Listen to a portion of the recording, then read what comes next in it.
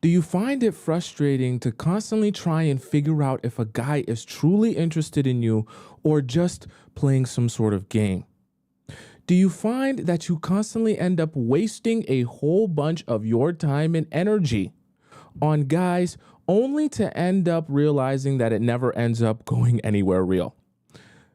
Lucky for you, there's a solution to end the guessing game, which is why on today's show, we're going to be discussing how to know he's not interested.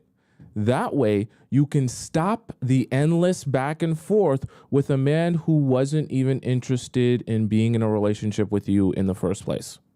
Welcome to the Players Club. If you're paying attention to me and everyone else in the live stream, please say here present so that I know you're here present and actively participating. Welcome to the show. How are all of you beautiful people doing? I see over in the YouTube chat, we got SH holding us down. She was here bright and early. I see we got Nikki. I saw Scotty earlier. Here goes Dez. I see Elise. Let me scroll up. Astro Queen is here. Alexandra is here. Goose is here. Okay, all you beautiful souls are here in the TikTok chat bright and early, ready to go. And who we got over in the YouTube chat? I see we got Tracy Niles. Of course, we got Ivy, one of our amazing channel members. I think Tracy Niles, shout out to her, was first today in the chat. We got Irina. I see Cashley is here. That Cashley is the new version of Ashley. We got Enlightened Nate as well. We got Nikisha West. We got Tony, Chris, Melita, and much more in the YouTube chat. Welcome all of you beautiful people. All right, let's get started. We got lots to discuss today and lots of questions to get to today. So number one thing to know that he's not interested is endless chit chat.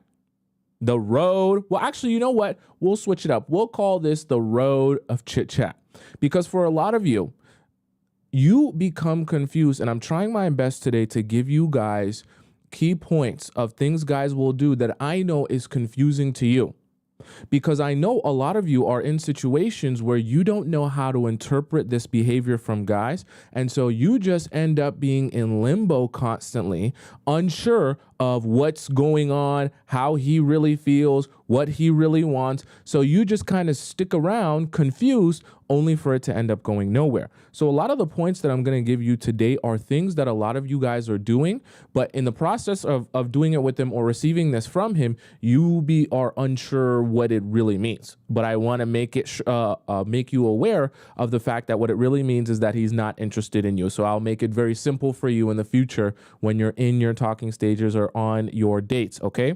So number one is the endless road of chit chat. This nonstop road, highway of chit chat that never ends up in actually meeting each other in person. A lot of you, and this is why this is number one, because this gets me angry, so I'm going to get angry very early on.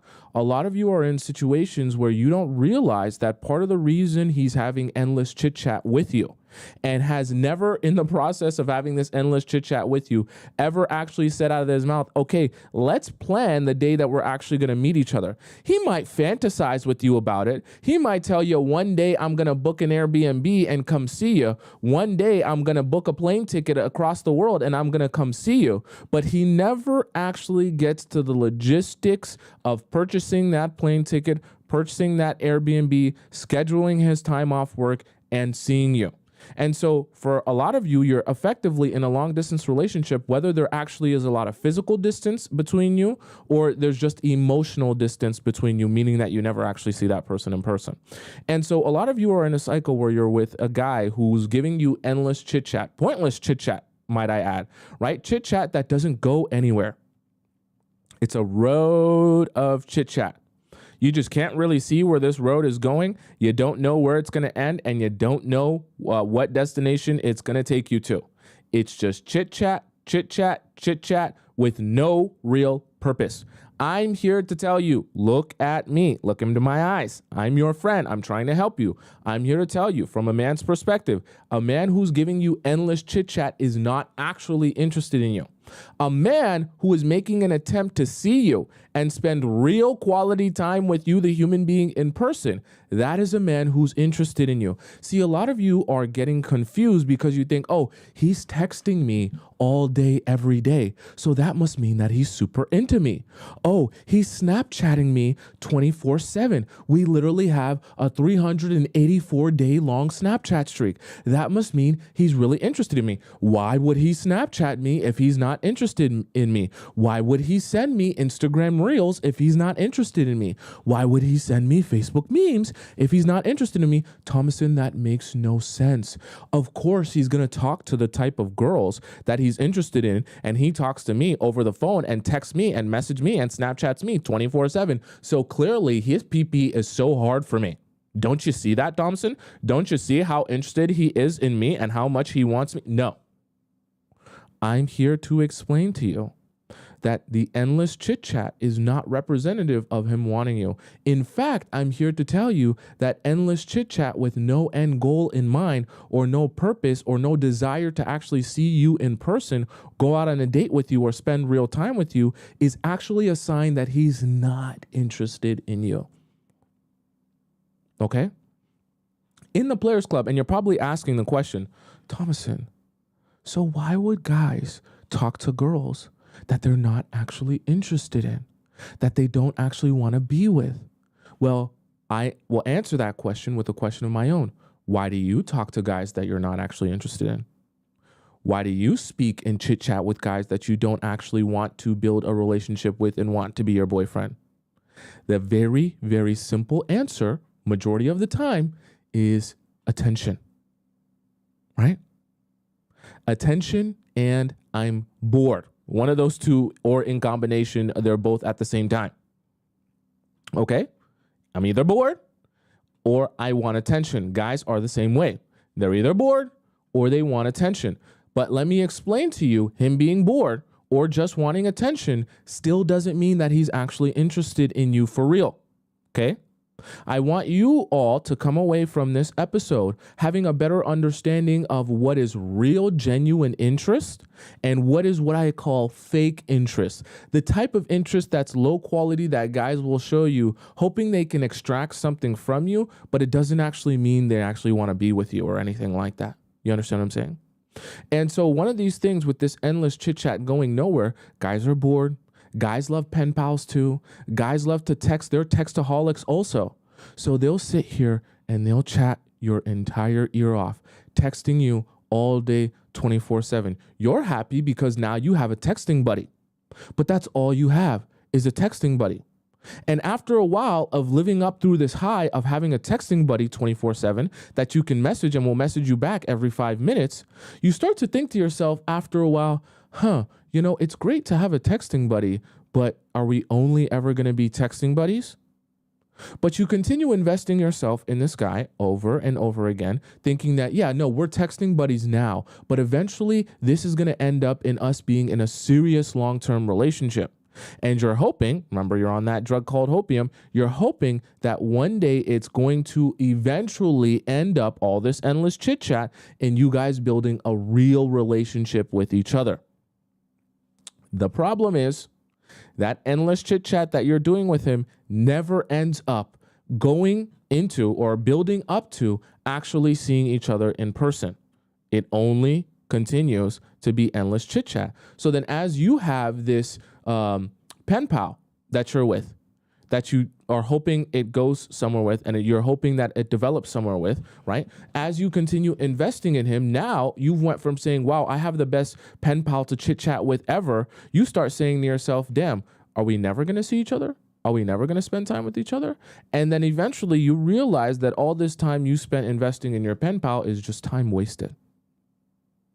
Because for some of you, because this is what happens to some of you, when you come to the realization that, hey, we're just chit-chatting and we're not actually seeing each other and there's no actually effort being put towards you seeing me in person, you start saying to him, hey, are we going to go out on a date here in a little bit? Are we going to go out on a date soon? And you become frustrated, right? Because you're thinking, you're telling me you like me. You're telling me all the different ways that you want to be with me and you want me and you desire me. So why aren't you asking me out on a date? And then what is his response? When he's an endless chit chatter and he's not that interested in you, his response is usually this: oh yeah, for sure.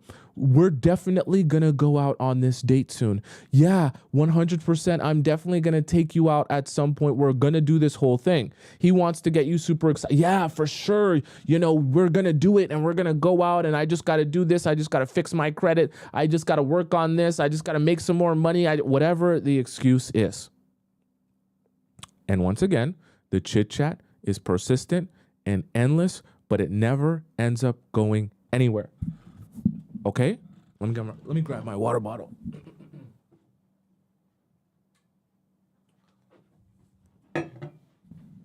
Are you following me so far? I'll smooth, right?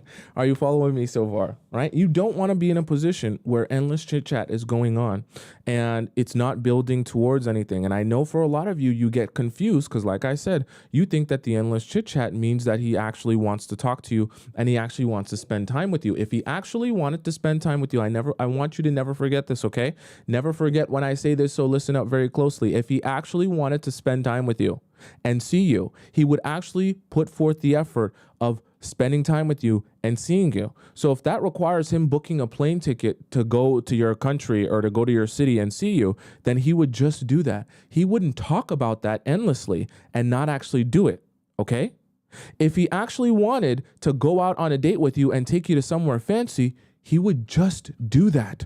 He wouldn't chit chat with you about doing that endlessly and not actually do it. This is where I want you guys to be understanding of the difference between, because I know that a lot of you believe in this idea that if he wanted to, he would. And I believe in that too. And it is very true.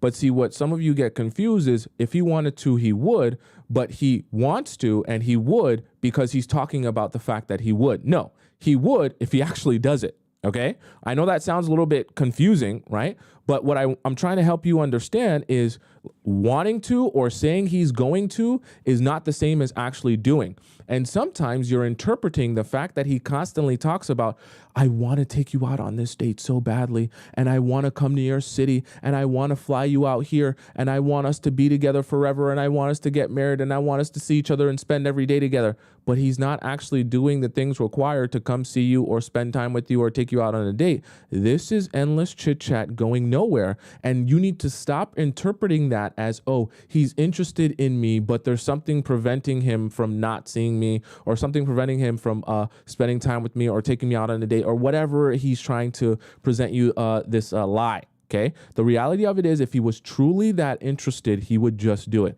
And whether you've experienced it or you've seen it happen for other people, you know deep down in your heart that when a guy really likes you and he's really interested in you, he will bend over backwards to try to make things happen for you and for this relationship. You deep down in your soul, in your spirit, you know what it feels like for a guy to be interested in you. The problem lies in the fact that when you are interested in a guy and you really like a guy, you try to convince yourself. That's why I always say we talk about emotions here a lot, because emotions are so powerful and they'll twist and turn your mind into believing something that's not true. See, your emotions and your mind will start to convince you of a narrative that because I like this guy so much, let me ignore the fact that deep down in my soul and my spirit, I know what he's doing and how he's approaching this relationship. He's not that interested. But because I like him so much, I don't want to believe that he's not that interested. I can't accept the idea that he's not that interested. So I need to continue convincing myself that, the reason he's not seeing me in person is actually because he's got a job issue that needs to be fixed. And, once he gets his credit score up to 800, then he'll finally be able to take me out on a date. Right? And you'll build these narratives up in your mind when you like a guy, not realizing that it's a clear sign that he's not interested in you. So this show is meant to help bring you that clarity from a man's perspective, so that when you're thinking in your mind of that narrative, because that narrative will come and play in your mind. When you like a guy, rest assured, that narrative will begin playing in your mind that, oh, don't worry about the fact that he's showing you he's not interested. Just think about the fact that, oh, it's this external circumstance, or it's that excuse, or it's this excuse. Yeah, don't focus on that. Just focus on the fact that, yeah, he probably does like you. It's just something else that you haven't thought of or don't realize. Okay? I'm here to help wipe that thought out of your brain. I want you to never think that thought again. I want you to come to the realization that if he's showing you one of these things that we discuss, it's because he's not that interested, so that you can breathe it in and breathe it out. Okay, clearly he's not that interested in me. It's not a crime that he's not that interested in you. Okay, and you're not about to do backflips and front flips to try to get him interested in you. What you're gonna do is you're gonna say, cool, if you're not that interested in me, it's not that serious to you, then let me just move forward with my life. I'm not going to sit around hoping and praying that one day you will finally be interested in me and want to build a relationship with me. Perfectly fine if you don't, but I will not be chasing after you.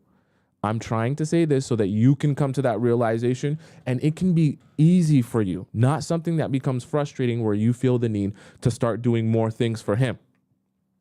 Okay, does that make sense? Let me go ahead and fix here to make sure that you guys can see the YouTube chat here. Let me just see if I can get this to work real quick. See, enter YouTube chat. It should be popping up. I don't know. YouTube chat be very finicky these days. Let me just do a quick refresher of the YouTube chat, and if that doesn't work, then I might have to get me a new chat bot. Let me just see real quick. Scroll down to the chitty chat, and let's see, widgets, chat bot. That chat bot should be, oh, there we go. See, there go the chat bot. All right. I just had to refresh a few things. Now the chat bot's back. All right. So endless chit chat is number one. All right. Brown Sugar says, where were you all along? I came right on time for you in the universe. Okay. So exactly when you needed me the most, that's when I showed up in your life. Don't think that it's ever too late. All right. It's always right on time. Universe always has perfect timing. So endless chit chat, number one. Now, number two is no urgency. And I want all of you paying attention to this, really and truly. I want every single one of you paying attention to this point, because a lot of you don't realize this. And it's an easy mistake that when you're not thinking about it or not addressing it in your mind, you'll forget about this and you'll allow it to slide, and it'll only end up in a pointless, strung out situationship that doesn't end up building into anything. I need you to understand this very, very important point, that when men are interested in you, okay, and they actually desire you and want to build a relationship with you, they will have a sense of urgency as it relates to you and this relationship. What I'm talking about when I say a sense of urgency, you see, when you spend time with a guy, let's say, for example, you go out on a date with a guy, and you go out on one date and you're thinking in your mind, this date is really good. I really like this guy. I really got along with him. I feel like we're vibing. I feel like we're on the same page.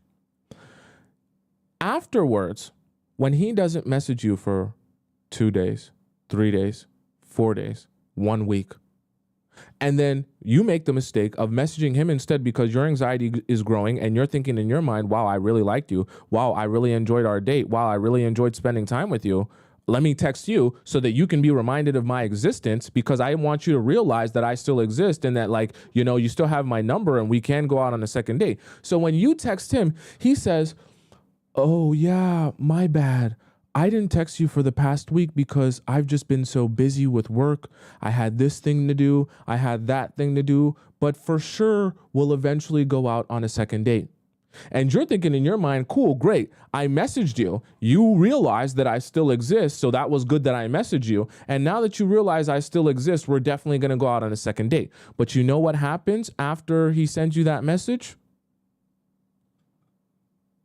Nothing. It's radio silence. Because the truth of the matter is, when a guy is not interested in you, he has no sense of urgency when it comes to you, when it comes to dating you, when it comes to spending time with you, when it comes to anything with you. There is no sense of urgency. Because when he really wants you and really desires you, it'll never feel like enough.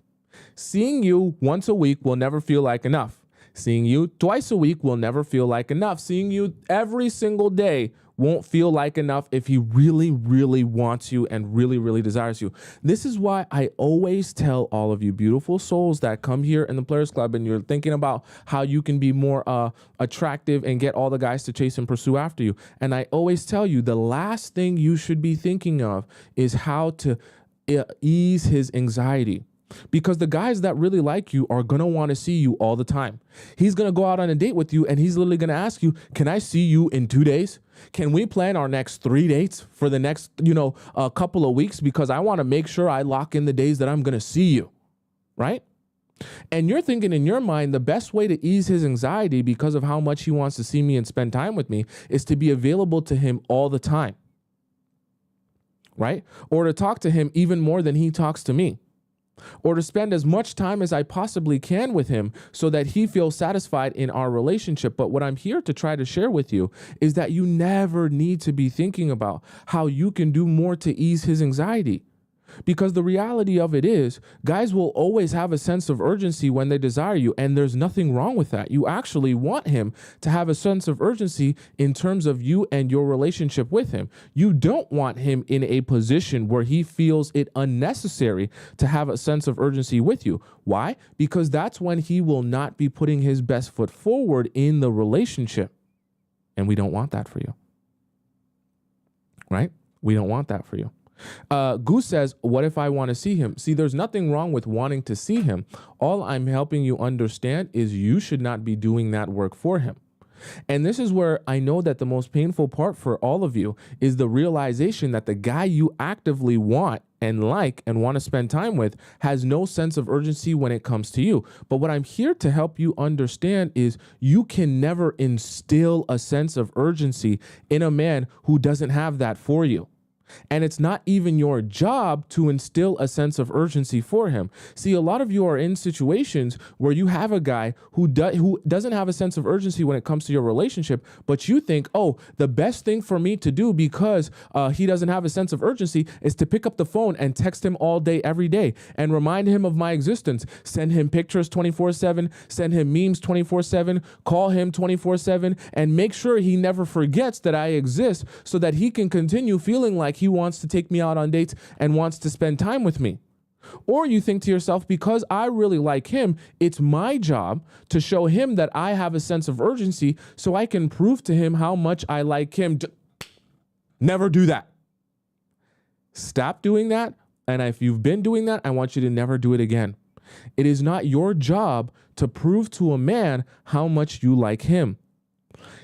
A function of you being a woman, I'm only talking about straight heterosexual relationships. A function of you being a woman in your feminine energy means you're receiving him. He pursues you because he sees you, identifies you, and he wants ya. Because he wants ya, he approaches you and he tries to get to know you so that he can get more access to you. So, because that is the foundation that has been set, it is not your job to prove to him how much you like him. It's not your job to prove to him how much you can do for him. It's not your job. See, this is the thing. I don't want to get too sidetracked here, but this is the thing. In this new age of players, right, the guys, one of the really, really smart, slick things that they do is they come to you because women are empowered now, right, as they should be. And women, there's equality, there's feminism, all that good stuff. So, but the men, they're smart enough to know I can actually trick her into thinking that equality and feminism is about you purchasing and pursuing me instead. It's so slick and so smart because when you're in the belief, oh yeah, equality, oh yeah, feminism, oh yeah, I'm just as capable as the man. So if I like you, I should show you and prove to you how much I like you by doing more for you, taking you out on dates, spending my money on you, buying you things, giving you gifts, scrubbing the floor for you, putting my maid outfit on for you. Right? Cooking and cleaning and washing the pots and the pans, despite you not giving me anything in return. I'll do all that to prove to you because equality, because feminism. And the guys go, yes, yes, yes, queen. Feminism, yes, queen. Equality, yes, queen. Show me that you like me too and how much you want to be with me. Yes, queen, spend your money on me because you have it. Yes, queen. It's smart. It's slick. Because you are in the belief of it, right? So you think that it's your job to show him that you have a sense of urgency because equality, right? You think that it's your job to show him how much you like him and want to spend your time with him. So you're the one that should be calling him. You're the one that should be texting him. You're the one that should be asking him out on dates. When I'm trying to help you understand, it's never been that way, okay? And it never should be that way. That's not how it's meant to be.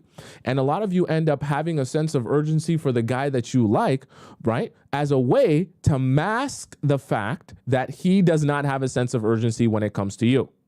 So majority of the time you end up pulling and doing all the heavy lifting in the relationship for him and you, hoping that you will not realize how little a sense of urgency he has in the relationship with you because you're doing all the work. Are you following me so far? And what I want you to understand is anytime you're in a relationship and you're thinking to yourself, gee, this guy never seems to really want to see me that much. He never really seems to want to plan that many dates with me, right? And the thing about it is, one of the things that you guys get tripped up in is you go out on a date with a guy and you always feel, because like I always say, everything is good in the beginning. It always is good in the beginning. It feels good in the beginning. He's a nice guy in the beginning. You laugh in the beginning. You have the same sense of humor in the beginning. You get along so well in the beginning. It's all great.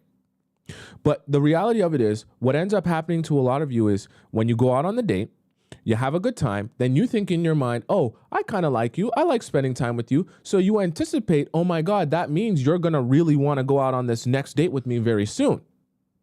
But the painful realization comes after the date, and he doesn't really seem to have a sense of urgency. He's not asking you out on a second date. He's not keen on texting you. He's not trying to call you. He's not trying to plan anything with you. But that becomes frightening to you. And because you like the guy and you have a little bit of investment in him and attachment to, I want this to work out now, you start thinking to yourself, rather than convincing myself of the reality that he might just not be very interested in me or interested enough to pursue me, I don't want to believe in that narrative. I'd rather believe in the narrative that he is interested in me. And all that's required of me is to show him that I'm interested back in him. So I'm going to pick up my phone and start texting him instead and start calling him instead. Or even worse, I'll start reminding him that, hey, this Friday I am free if you want us to go out on a date to that place that we mentioned when we were on our date last time. Or if you want us to plan something, we can next week because I have the whole week off of work that week. And you're thinking in your mind, let me do that job for him instead of building this idea in my mind that he's just not that interested in me. And then what happens is some of you end up even actually going out on the date with the guy. But you go out on a date with the guy who's actually not that interested in you, and you're on the date not because he wants you. You're on the date because you facilitated the date and you did the job for him. So the relationship continues like that, where you're doing the job for him, never actually accepting the fact that he has no urgency in your relationship. Okay?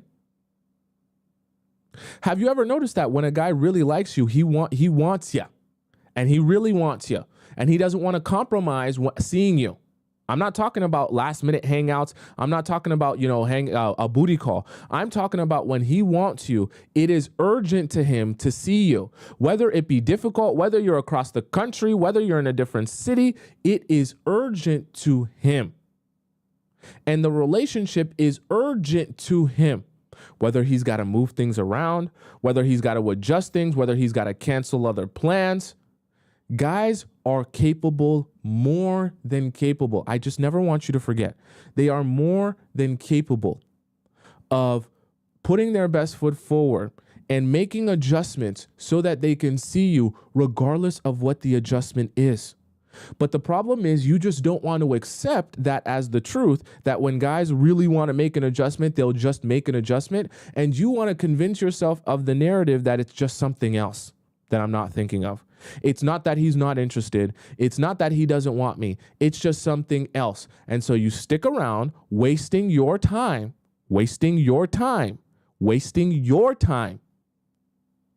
in a situation with a guy who is really not that interested, and then you end up frustrated wondering why he's really not showing you like he's that interested in you. Right? Are you following me so far? Bridget says, can we ask questions? You mean questions of me or questions in general, right? Does that make sense? T says, I almost feel desperate and frustrated. It's okay. It's okay. Part of joining the Players Club is the realization that you're okay with you and your life is good, whether or not a boy's in it or not. You understand what I'm saying? So let me go up to, I want to acknowledge the donation here. Thank you so much to Tracy Niles. Tracy Niles donates $10 in the YouTube chat. She says, hi, Thompson, you are truly a blessing. Thank you so much. Thank you for valuable content. You're always taking such good care of us. But how do you unwind balance after all the content you present on a daily basis? Heart you. How do I unwind? This is me. This is what I'm passionate about. Don't you guys hear how passionate I am when I talk to you guys? This is how I unwind, is spending time with you all. Or I guess I rewatch the show, which is still spending time with you guys. Okay. You're my life. Okay. I care so much. And also thank you to Elizabeth and Nels in the TikTok chat who donated as well, and the others who donated as well. Thank you so much. I see all of the donations. All right. So no sense of urgency is number 2. So number 1 was endless chit chat. Number 2 was no urgency. And number 3, I want to address this. Oh, by the way, thank you so much to Elise. Yes, Elise, who just donated 10 euro. Oh, sorry, Julie. I said Elise. That was another name. Julie, who just donated 10 euro in the YouTube chat. So thank you very much for the donation. I appreciate that. So number 1 was endless chit chat. Number 2, no sense of urgency. Now, number 3 is when a man is unfazed. Now, I know some of you are like, unfazed with what? Unfazed about what? Unfazed about me? Unfazed about relationship? Let me explain this to you. When you're in a relationship with a guy, or a situationship, because most of you, it's not actually a relationship. When you're in a situationship with a guy, it's just a thing with a guy, and you start to get the sense that he is unfazed or unmoved by anything you do, meaning if you're going out, he doesn't care who you're going out with, where you're going, what time you're going there, and when you're going to be back. If you say, yeah, I'm going out with a group of friends, some of them are guys who I slept with, some of them are guys who like me, some of them are guys who really want me. If, if you're telling him this guy's messaging me and this guy's messaging me, yeah, I think he invited me to a party because he said I'm beautiful and he wants to see me so badly, so I think I'm going to go to that party, right? If you're starting to notice that anytime you talk about the things that you're doing, whether it be spending time with other people, spending time with friends, or spending time even with guys, and he is constantly unfazed by anything that you're doing, he doesn't question it, he doesn't want to know more details, even if it's not toxic or nothing suspicious, he just doesn't care enough to be like, hey, yeah, can you explain to me where you're going? Can you explain to me who you're going to be spending time with? Can you explain to me, when you're planning to be back, what area you're going to be in? Can you update me on what's going on, right? Even if he's not with you or not around you. If he doesn't have that sense of, like, I care about what's going on with you. Even if we're not going out on a date, I want to know what you're doing. I want to know what you're up to, right? I want to know what's going on with you and what's going on with your life. If you get the sense that he is unfazed by anything that you do, whether good or bad, suspicious or not suspicious, that is a clear sign that he's not that interested in you. This is one that's going to be very painful for a lot of you, because a lot of you, have convinced yourself that he's interested in you and want to believe that he's interested in you. But the reality of it is he doesn't question you on anything that you're doing. He doesn't question you on anything that goes on in your life, anything that goes on with your family, with your friendships, with your work life, with your career, with your passions, with your nothing that goes on with you does he question or want to know more about. He is completely unfazed by everything that has to do with you. You want to know why? Because your relationship is not about what you're doing or how much he cares about you, because he doesn't. He only cares about you as it relates to serving him. So when he wants to spend time with you, when he wants to sleep with you, when he wants you to come over to his place, and when he wants to see you so you can suck and slurp him off and he can penetrate you, that is when you matter to him. That is when he cares about what you're doing. Which is why he'll call you and he'll say, yo, I know it's like 4 a.m. and shit, but like, yo, you can come over to my place right now. Like, I just finished at the club. Like, I know you be up late and I seen you watch my story. You can pull up on me. And you're like, but I'm doing this thing tomorrow. Nah, but you said you don't really care about that thing you're doing tomorrow. Yo, just come over to my place. That doesn't matter. What are you doing right now that's even more important than me? You could come see me. You could come spend some time with me. There ain't nothing you be doing. Girl, you be having some fun with me. You telling me that work, you can go to your shift a little bit tired. You could come spend some time with me. Don't act like you can't come spend some time with me. See, the only time he cares about what you're doing or what's going on in your life is when it interferes with his ability to penetrate you and jackrabbit himself inside of you for 90 seconds. Anything that has to do with interfering with his ability to do that with you, that's when he cares about what's going on with you. That's when he's fazed about anything going on in your life, because that could be interfering with what he wants from you. But other than that, he doesn't care. Other than that, you don't matter. Because what matters in the relationship is not you, the person. What matters in the relationship is how you serve him, and if you can serve him exactly when he wants to be served and how he wants to be served. Anything outside of that is unimportant to him, which is why he doesn't address it or question you in the relationship that he's having with you, because it doesn't matter. He is completely and utterly unfazed by anything that goes on in your life that doesn't consist of him utilizing you.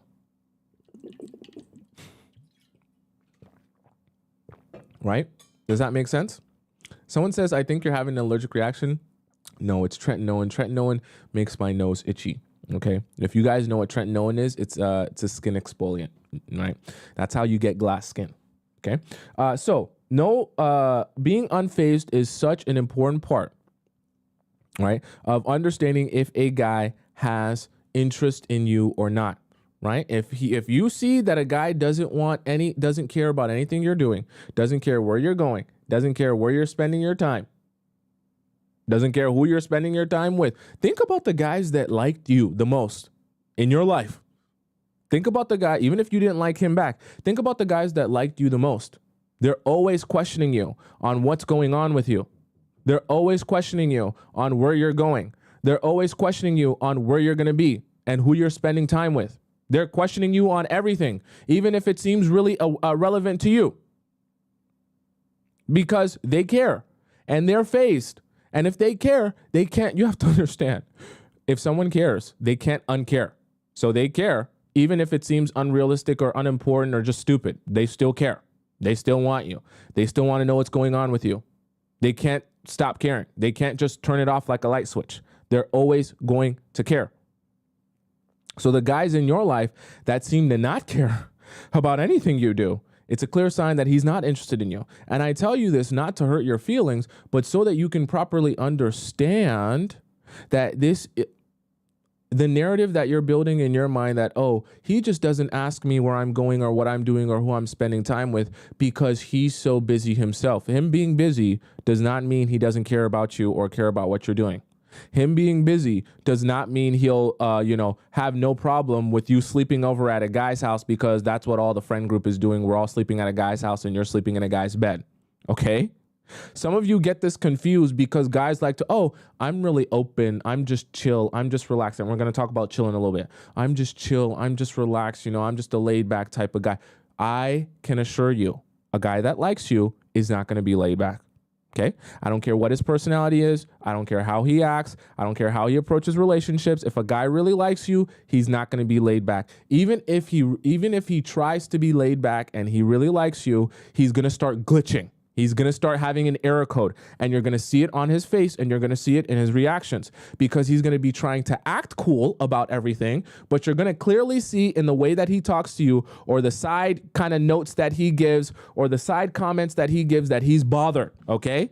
You're going to sense that a guy's bothered. So you can think of unfazed as also being bothered. When you notice that a guy's bothered, and you can tell by the way a guy addresses you or talks to you whether he's bothered or not. Okay, right? The moment he starts questioning you, so you going out with that dude? Why you always spending time with that dude? This is your best friend? How long y'all been knowing each other?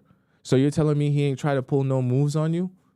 So okay. You guys riding in the same car, the same Uber?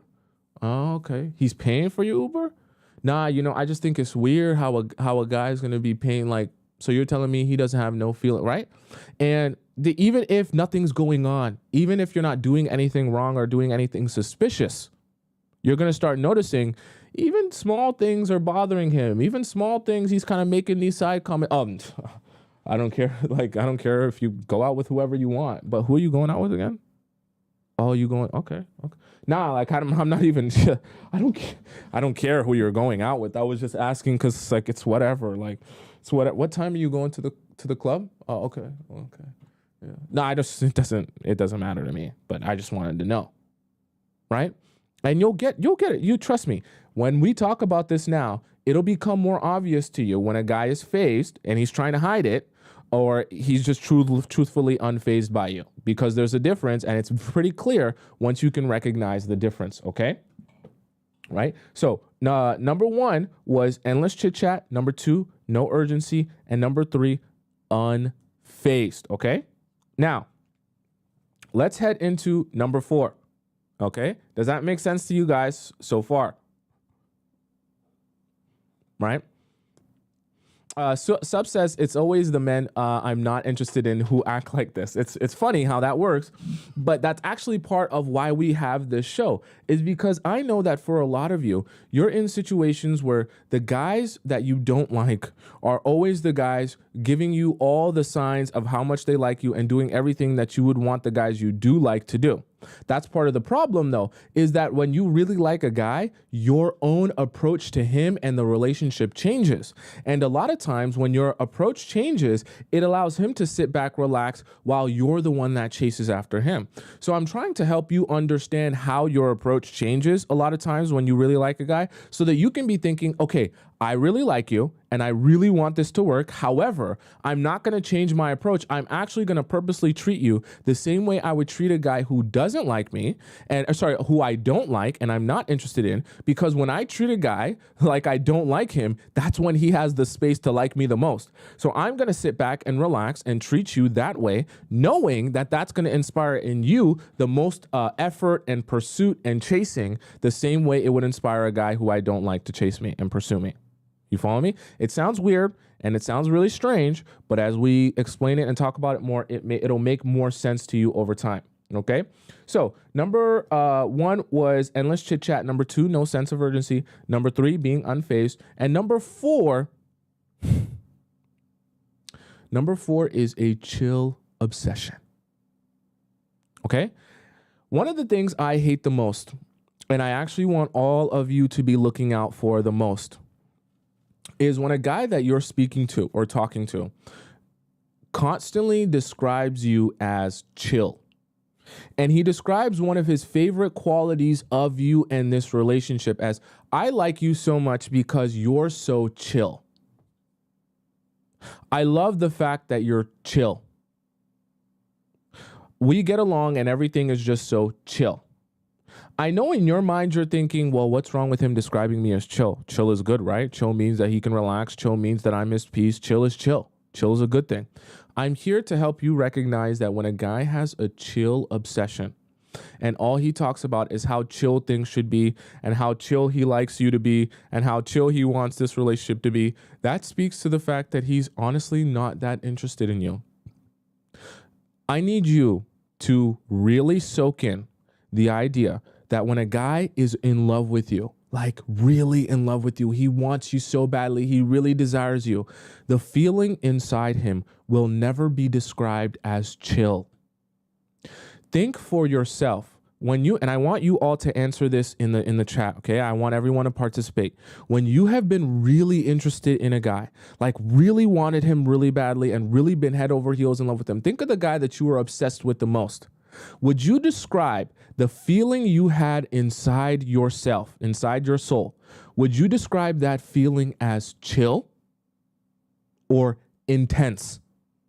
Okay? And I'm asking all of you this in the live chat because I want you to answer. Because if you're telling me that when you really liked the guy and you really were obsessed with the guy, that the feeling inside you was not chill, why do you think a guy describing you to you, right, and your relationship as chill, or the way he feels about you as chill, why do you think that that's a positive thing? Because guys say they want peace? Yeah, guys say they want peace. People say a lot of things that they don't mean, and when you actually give it to them, they respond negatively, okay? So I say that to say, guys say, oh, I want a girl that's chill. But in reality, when they get a girl that only makes them feel chill, they become extremely uninterested in that girl. And you know what they do instead? They take all of that chill energy that they left with you, and they take all of that intense passion and they go and focus on a different girl at work, or a different girl in their friend group, or a different girl that is not you, that they focus all of that intense passion and emotion on, and they go and chase and pursue her. Meanwhile, you're chill. So he comes around you when he just wants to chill. That doesn't mean that he doesn't have intense feelings of emotion and passion. He just doesn't give you those intense feelings of emotion and passion. He goes and he gives that to some other woman. But I can guarantee you those feelings of intense emotion and passion are there existing inside him. They're just not existing for you. Now, I'm not saying that to say that you're a bad person, but I need you to recognize that so that you can say to yourself, oh, whoa. I'm wasting my time. Right? This is all meant for you to just quickly be able to come to the realization, no, I'm wasting my time. This guy's not even really interested in me. I'm doing all the work here. Okay? So that you can properly actually uninvest yourself in this guy. And the quicker you can uninvest yourself in this guy, now you can go on and build a new relationship with someone who actually is invested in you. Tara says, is this live right now? It's 100% live right now. I can see all your questions. Okay? Why would I do a pre-recorded thing? This is very, very live. All right. So you don't want guys describing you as chill. And the moment you hear a guy constantly, that's why I call it a chill obsession. I just want us to be chill. I love that everything is so chill. I just feel around you so chill. He's literally telling you, I feel that I'm actually not that interested in you.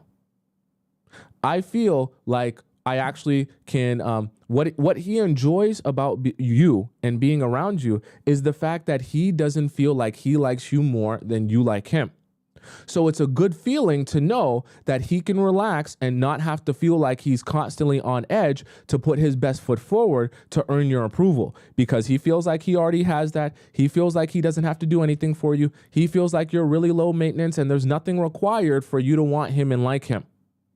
Because the truth of the matter is, he's not going to feel or expect his dream girl to be low maintenance and to not have to put his best foot forward to get his dream girl. Do you think if he's in love with Kim Kardashian or Ice Spice or Megan Good or Rihanna or Beyonce, they're married, but you get my point. Do you think if he had an opportunity with his favorite IG model that he literally dreams of and can't stop thinking about and can't stop imagining, do you think if he got an opportunity with her, he would think that it requires minimal effort? He would think that, yeah, I expect my dream girl to be chill. I expect everything to be nonchalant and relaxed and laid back with my dream girl. No, because a function of her being the dream girl is him identifying the fact that not only do I want her, but everyone wants her. She's really desirable, not just to me, but to everyone. I can't treat that relationship like chill. I guarantee you, if you ask the guy that you like what he would do if he was going to get a chance to take out on a date his dream woman, his dream IG model, his Ice Spice, his Megan Good, his whatever, his Kim Kardashian, if he was going to get the chance to take out his dream woman, what would he do? I guarantee you he's not going to say, I'd invite her over to my place and watch Netflix. Why? Because he doesn't expect that his dream woman would even accept that. And he doesn't expect that there should be a chill vibe. Okay, you guys love the word vibes. That there should be a chill vibe when it comes to his dream woman. Okay? He's not expecting there to be a chill vibe when it comes to that. He's expecting that, yeah, I'm going to have to put my best foot forward. I'm going to have to put myself in debt to use my last bit of money to take Ice Spice on a date if I want to get a chance with her. Because she's super desirable and everyone wants her. So then you got to start thinking, so how do you feel about me then? You're telling me you use your last $500 to take Ice Spice on a date, but you're telling me the thing that you like about me is that I can come over to your house at 3 a.m., just sit and watch Netflix with you and eat popcorn or order Uber Eats that I paid for. And that's what you like about me, the fact that our relationship is so chill. And I'm not saying this so that you, like I said, so that your feelings can get hurt. I'm saying this so that you can come to the realization that, like, part of these things that guys are telling you that you're unsure about, or you're building a narrative, oh, it must mean something else. I'm here to help you understand. No, it just means that he's not that interested in you. Okay? Your life isn't over. Your life is still good. Don't worry.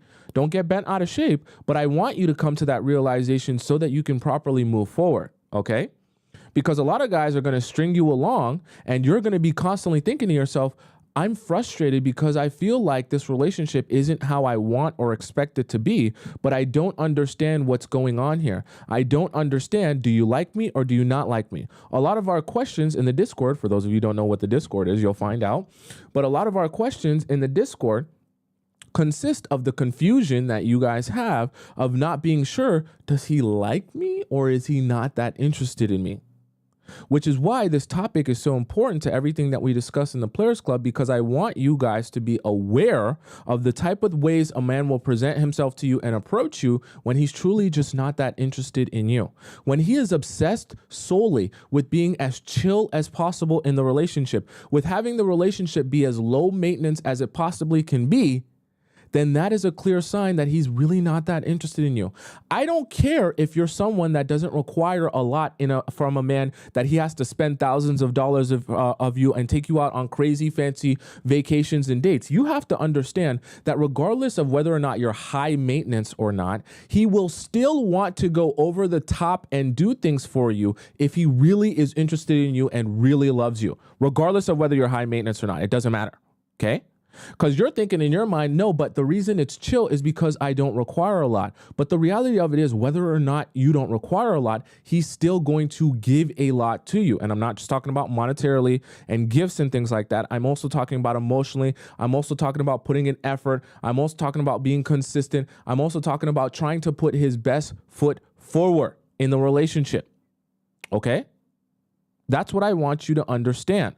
Regardless of you being low maintenance or not, regardless of you not requiring a guy to take you out on $1,000 dates, he will still not approach the relationship as chill. The only type of guys that are obsessed with your entire relationship just being a whole block of ice, just chill all around, chill 24/7.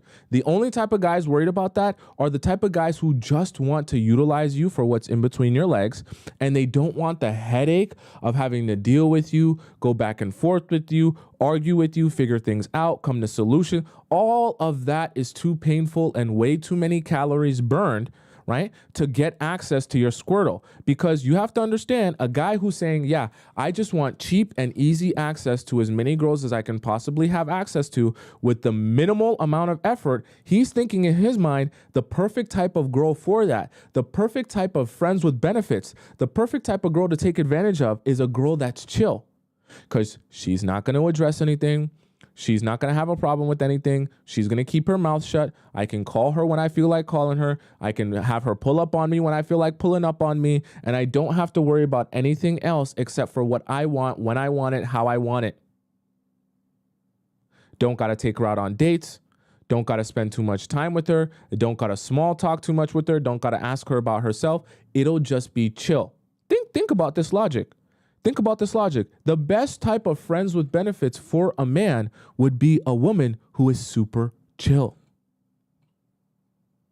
If I really want a woman who would be a great friends with benefits, wouldn't cause me any headache, wouldn't cause me any problems, wouldn't cause me any drama, that I wouldn't have to take out, that I wouldn't have to spend money on, that I could just make very convenient for me, it would be the exact type of girl that is the most chill. A wifey's not going to accept that. A girl with standards and self-respect is not going to accept that. A girl who's really high maintenance is not going to accept that. But a girl who's super chill will gladly accept that. She won't say anything. She won't address anything. Right? Does that make sense? The real Monia Mary says, so how does a naturally chill person not be chill? See, the thing about it is, when I say chill, I know a lot of you are thinking of, oh, so I should not be laid back anymore. I should be more forward. I should be more mean. I should change my personality. That's not what I'm talking about. Part of being unchill, I guess you could say, right, is having standards and having a lot of boundaries that you don't allow people to cross. That's part of not being chill. See, what happens is guys love the chill girls because the chill girls have no boundaries. The chill girls will say yes to anything. The chill girls will allow anything to happen or be done with no consequences. So part of being unchill is not necessarily about changing your personality, but it's actually about setting more boundaries and knowing how to say no to things and being very comfortable saying no to things and only allowing people to be in your life if they're going, especially the men, if they're going to present themselves in the way that you expect a man to present himself if he's going to have the opportunity to spend some time with you. Right? That's not being chill if you set boundaries. That's not being chill if you have standards, especially if you have high standards. Chill people have no boundaries. Chill people have no standards. Chill people let everything slide and never address anything. You know how they say, it's not that deep, right? It's not that deep. That's what the kids are saying these days. That's the favorite. It's not that deep. Why you take it so seriously? It's not that deep. Chill out, relax. That's what the guys want from you. They want you to be of the mindset, it's not that deep. He doesn't call me at all. It's not that deep. He never asks me out on dates. It's not that deep. He only calls me at 2 a.m. to come sleep with him. It's not that deep. It's chill. We're chill. Just chill out. Let's see where things go. Let's relax. Let's go with the flow. Why aren't you chill? You just need to chill out. Why are you so worried about where things are going? That's exactly how those guys sound. Why are you so worried about where things are going? Why are you so worried about the title? Why are you so worried about this? Why don't you just want to chill out? Just chill. Like, it's not that deep what our title is. It's not that deep what the expectations are. It's not that deep if we're boyfriend and girlfriend or if we're just, kind of doing a casual thing. Like, just chill. The longer you become chill, the longer you get strung along, and the more time you end up wasting of your own life, only to realize that the reward you got for being chill, right? All the time you spent being chill, your reward for being chill is to get discarded of when he finally feels like he wants to move on to a girl he actually likes. That's your reward for being chill. You get thrown in the trash when it's time for him to move on. So my advice to you would be to never try to be the most chill. It's never going to benefit you, truthfully and honestly. He'll only overlook you and go find a new girl to focus his time and attention on when he feels like focusing his time and attention on a girl he actually likes. So number 1 was endless chit chat. Number 2, no sense of urgency. Number 3, being unfazed. Number 4, that's silly, chill obsession. And number 5 is what I call growing pains. Now, a lot of you are going to be confused with this. You got to pay attention so that you understand. When I refer to growing pains, what I'm talking about is the fact that guys are going to do a thing. Very interesting thing. When he is not that interested in you, anything that pushes the relationship forward to becoming more serious right? To becoming more established, to having more expectations. So like us actually being boyfriend and girlfriend, that's like expectations. The relationship's in a box. We know what to expect. We know what's okay and we know what's not okay, right? Anything that requires the relationship to get pushed forward, to become more serious, he's always going to fight against that constantly, constantly. Okay? He'll never feel comfortable with the relationship moving forward to a place where it's more serious now. And he can't recover this idea that, oh, we're just kind of doing a thing, just kind of feeling each other out. So let me give you an example of growing pains. If you're dating a guy, let's say for the sake of argument, you've been dating a guy for, let's say, 1 year. And in the span of the 1 year you've been dating this guy, right, you still aren't officially boyfriend and girlfriend. And in this entire span of 1 year, you've only ever seen him. You've never met any of his friends, definitely never met any of his close friends. You've never met any of his family, and you've never met any of his siblings. So you're thinking to yourself, I would really love to meet your family or some of your friends that you hang out with. You talk about you having boys' nights and you spending time with these guys. I would love to like meet some of these guys at some point. It's been a year that we've been talking and I haven't yet met any of your family or even any of your close friends. And I just feel like I don't really know anything about you. He's going to say, this is what his response is going to be when he has growing pains. He's going to say, well, to be honest with you, like I like to keep my relationships separate and I don't really think it's the right time. And my friends, they got work and, my family, the situation, my mom, she's got a thing where she doesn't like to meet new people. And, my brother, he's got a thing where he's really busy. And my sister, she's kind of like a different type of sister where she has a problem with girl. And all of these, you'll see so much pushback and so many excuses.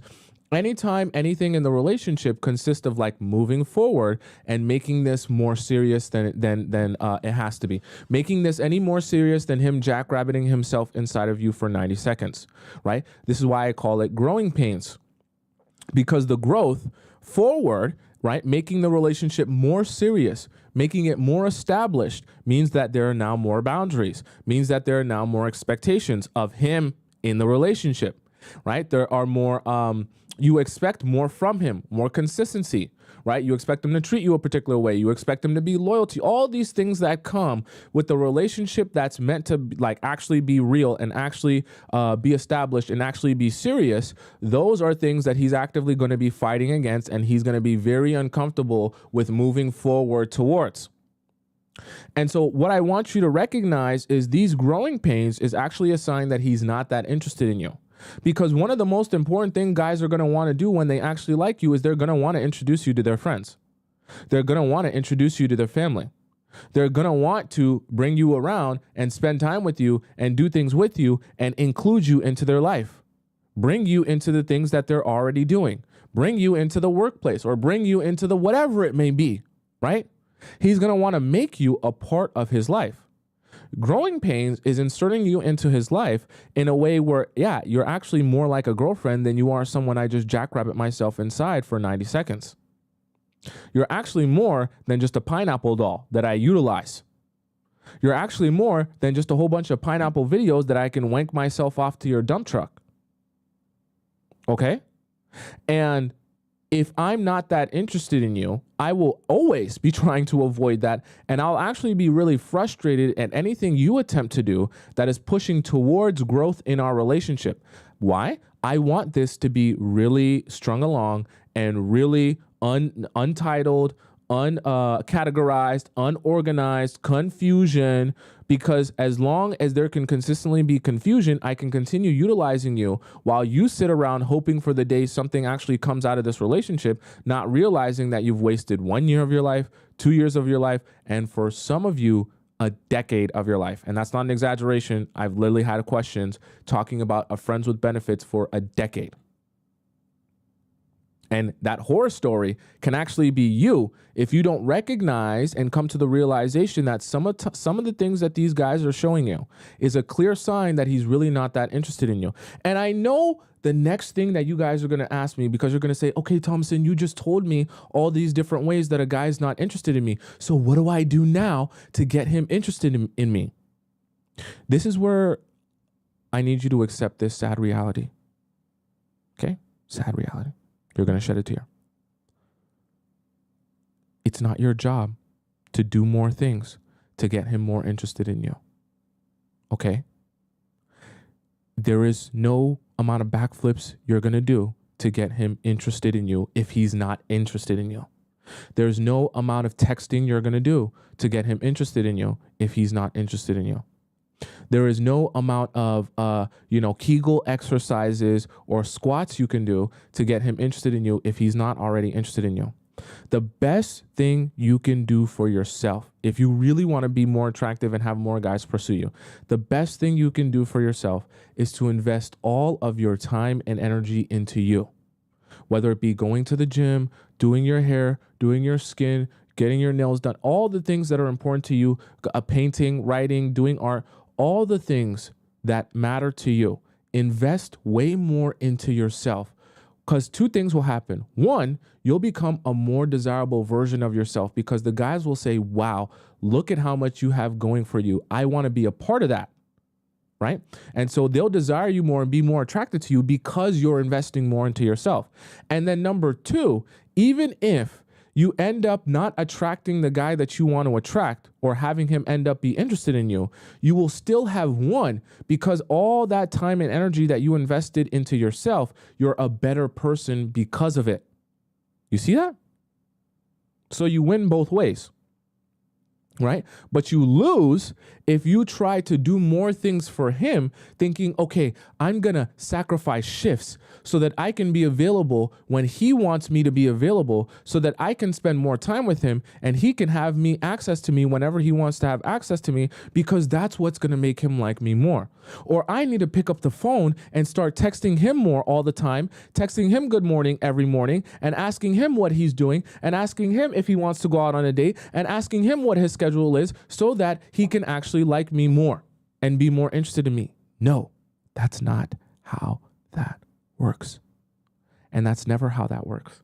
Okay. And I know that's painful, because that realization is going to be tough to swallow. That you can't do more to get him to like you when he doesn't even have any interest in you in the first place. But that is something that you need to become at peace with.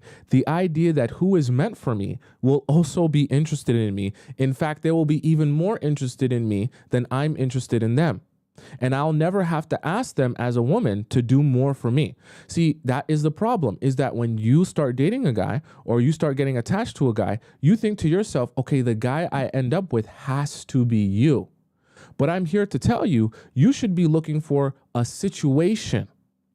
Meaning you want the only guy that you end up with to fit the criteria of what you've been looking for. And any guy that does not fit that criteria is not who you're looking for. So then you don't feel pain losing out on a guy who's not what you're looking for anyways. In fact, you feel joy and happiness that you could quickly identify you are not who I'm looking for, so that you can spend more time with whoever it is that you're looking for. Right? Sashi says, no pineapples. Part of the reason why I tell you guys not to be openly giving out pineapples, because it makes it even more painful to come to the realization that I just wasted a body on a guy who isn't what I'm looking for. And so when you give away pineapples, you immediately want to convince yourself of the narrative that this is who I'm looking for, because if it's not, then I just wasted a body. And because you want to believe that this is who I'm looking for, you'll be looking for every type of way you can make this work, even though it's not working. You'll be looking for every type of excuse on why he's actually interested in you. He just hasn't realized it yet, even though he's actually just not interested in you. Because you want this so badly to work, even though it's clearly not working. Okay, so do you guys have any questions about the 5 that we just discussed today? So number 1 was endless chit chat. Number 2 was no urgency. Number 3, being unfazed. Number 4, the chill obsession. And number 5, growing pains. Okay. Maria says, when should we give up pineapples? See, this is the thing that I know a lot of you guys have this question. And I know all of you want me to tell you, hey, this is the exact timetable and rule and chart that you should follow of when you should give it up. The reality of it is a case by case basis, and it is based on how much time you're spending with the person and how much of a relationship you're building with that person in that course of that time. I'll give you an example of what I mean. Because in the span of 3 months, you can go out on 1 date a week with someone for 3 months. Right? That's by that same token, you can spend 3 months with someone and you can see them every single day. And in the span of that 3 months, you might see him lose his job. You might see him have a family member pass away. You might see him make $100,000. You might see him crash his car. You might see him go through so many ups and downs and roller coasters of emotions that you've experienced him in a lot of different ways, in a lot of different circumstances, in a lot of different situations. And you guys have grown a lot in this time period together. And he's shown you a lot of commitment, a lot of consistency, despite having a whole bunch of adversity. And you actually feel like you know him a lot better now and understand him a lot better, right? And in the same 3 months, someone else can be in a relationship with someone, see them once a week and only go out on 2-hour dinner dates with them where there's loud music and then they never have any real chit chat, right? And so in the span of the 3 months, you really don't know that person any better than you did in the beginning of the 3 months. Okay. So I say that to say it's a case by case basis because not all of you are moving at the same pace in your relationship. So you have to, rather than focusing on how much time has passed, right? Because time can pass without you actually knowing the person any better. You need to be focused on how well do I actually know you? Have I experienced you in a plethora of different situations? So not just us happy on a Saturday night when we go out for a dinner date. That's easy to be a good person then.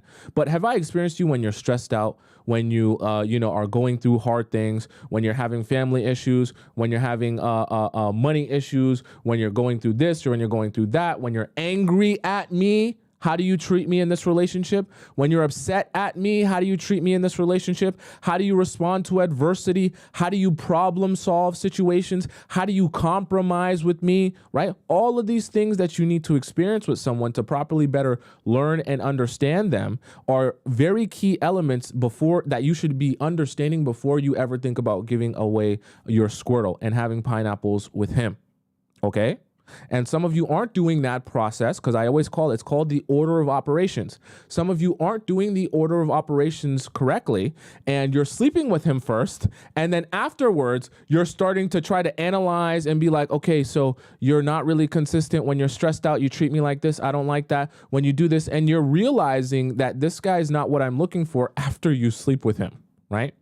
And then you're retroactively trying to fix things and adjust, and you're asking me, how can I get him to change? How can I get him to approach me the right way? How can I get him to be respectful? How can I get him to not do? And it's like, well, these are the type of questions you should have been asking at the beginning. These are the type of answers you should have been looking to get at the beginning before sleeping with him. It's not just about, I don't want you guys to come to the thought process that I'm talking about, don't give away your Squirtle or don't have pineapples just because, that's how the universe should be and you got to keep your legs close because that's how, it'll work out better. You also have to be thinking of, I can't be giving myself away to this man before I actually know this man. Right? And you actually have to ensure that the person that you're going to give yourself to is who they actually present themselves to be. And the only way to be sure of that is to experience him in a plethora of different situations and circumstances, right? The way to do that is not by sleeping with him first and then trying to scramble and figure out all of that stuff afterwards. You're doing the order of operations wrong. Someone said PEMDAS earlier, like from math, algebra. Okay? It's like that. It's like that. There's an order of operations that you must go through before you sleep with him so that you can ensure or at least make better decisions on men. That way you're not sleeping with guys and then saying afterwards, damn, maybe you weren't the person I should have slept with. Right? Does that make sense? Okay. With that being said, it is time. And I want us to hop right into this so we can spend some good time on this. Members of the Players Club, please tell these newbies These people that haven't been around for some time, please explain to them exactly what time it is. I don't want any of us confused. I want us all understanding and on the same page exactly what time it is. So can you tell these newbies in the chat what time it is? Do you know what time it is? Can you tell me what time it is? Here we go now. Do you know what time it is? Can you tell me what time it is? Here we go now. Do you know what time it is? Can you tell me what time it is? Here we go now. Chat now. Tell me what time is it? In the chat now. Tell me what time is it? In the chat now. What time is it? In the chat now. Tell me what time it is. In the chat now. What time is it? In the chat now. Tell me what time it is. In the chat now. What time it is? In the chat now. Tell me what time it is. I want to know what time it is. I want to know what time it is. I want to know. I want to know what time it is. I want to know what time it is. I want to know. I want to know what time it is. I want to know what time it is. I want to know. I want to know what time it is. I want to know what time it is. I want to know.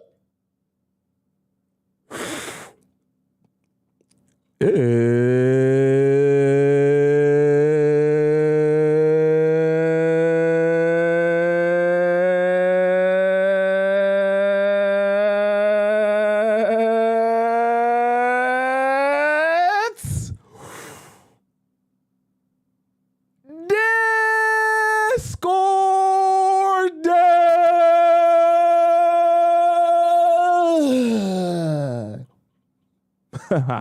All right, guys.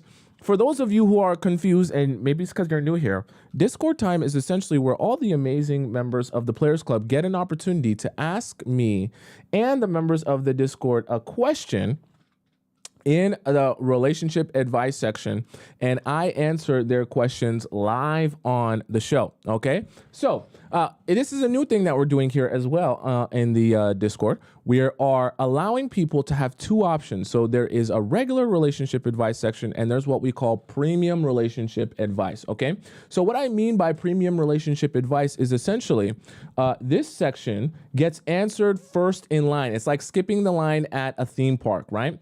And the people who are in first in line in the relationship advice section, they get to skip the line and they don't have to wait to get their question answered. Okay, so let me just pull up our relationship advice donation link. But what happens is if you put your question in the relationship advice section, before I answer it, you must donate to the show so that it's fair to all the other people who have their question and are patiently waiting in the free version, because they're first come, first serve. You're getting to skip the line, so obviously you're going to have to donate to the show in order to do that. Now, for those of you who want to donate to the show to skip the line, because I will warn you, there's a line of like 100 questions. So if you send yours in, it might be a few weeks before I get to yours. If you want to skip the line, all you got to do is go into the link in my bio if you're on TikTok, or the link in the pinned comment here. I'm going to pin this comment here, and you can ask your question in where it says premium relationship advice. You just send in your PayPal, and then I want you to put your username of the Discord, and I want you to put the title of your question, and then have that same title and username in here, and then I will be able to verify that that is you and that is your question, because I go through the verifications on my phone before I answer any of these questions, okay? Because I don't want people putting into the premium relationship advice section questions that haven't actually they haven't actually donated to the show. I want to be fair to everyone. So let's start off here. I did skip one yesterday that I should have answered and I didn't get a chance to answer. So we're going to start with this one here. All right. So first off is Yala. Okay. So Yala says, should I remove him out of my life? All right.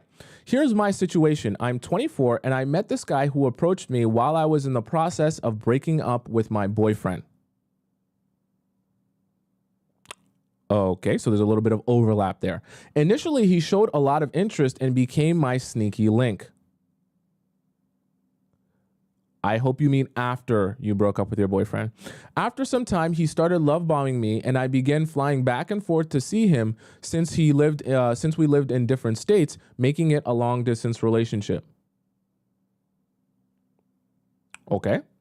After 2 years, we were almost serious, but now he has removed me from his private Instagram account, Finsta, although he still has me on his main profile. I'm unsure if I should keep investing in this relationship. I want to remove him from my life because I don't want to feed his ego or deal with low vibrational energy.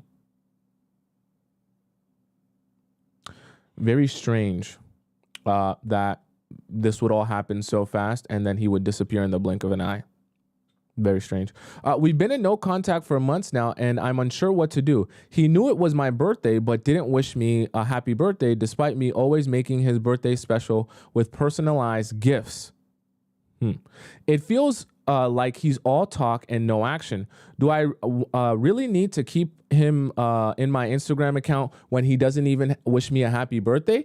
Initially, he showed really good interest. The last time we met, I was in his arms and we had the best New Year's. He even cried with me because of how our relationship was up and down. But I was trying to do my best to hold it together despite being already broken from a previous relationship. So then my question to you becomes, if you're saying you're broken from a previous relationship, have you even healed from that relationship yet? I was trying to mend things with him. He told me that I was the first person to treat him right. What is that? What? But now he doesn't even pick up my calls. What do you think I should do? Okay. Thank you for the question, Yala. Two things here that I want to address and be very clear on. I do not ever advise any of you, first of all, to have a roster of people and date multiple people at once. I also don't advise you guys to end a relationship and then immediately get into a new one before you can even think about the last relationship. It's just not healthy, and you never end up building a good, solid relationship with someone off of the back of an old relationship, because you have to be able to process the emotion of the old relationship so that you can actually properly move forward. If you're still talking about you're broken from your previous relationship, that does not sound good to me. That does not sound like you've worked through the emotion of the relationship yet before you're actually here now. You understand what I'm saying? So that's number one. Maybe I'm confused on the timelines, but you saying that you met him in the process of breaking up with your boyfriend, that already sounds very iffy to me. And I don't like the way that sounds, because you're saying in the process as if to imply, yeah, there was a period of time where I was still with him, my ex-boyfriend, but me and this guy were at the very least talking inappropriately for me having a boyfriend. That's what that makes me feel. I could be wrong, but that's what that makes me feel, and I don't like that. You understand what I'm saying?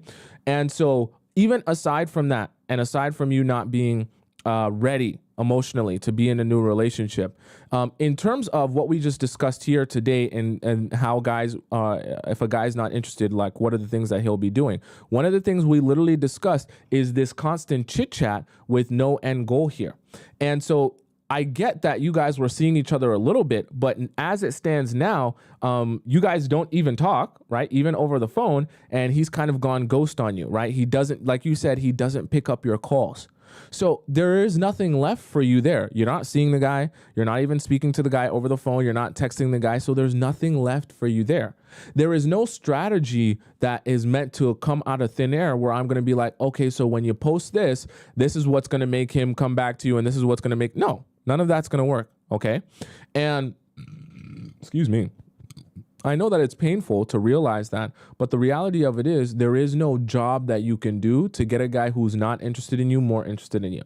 And he's clearly shown you that he's just not interested in you. Like you said, he doesn't even wish you a happy birthday. So like, I get that you're confused because of what he said to you when you guys were together, but you have to understand, like, what people say and what people do can be two totally different things. You're better off just going by what they do as the truth to what they actually feel.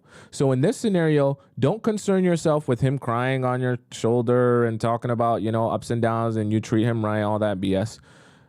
Focus your mind on the fact that he doesn't even pick up your calls now. Okay, whatever the reason is, whether he's stressed out, he's got a new job, he's got a new whatever it is, he's got whatever situation.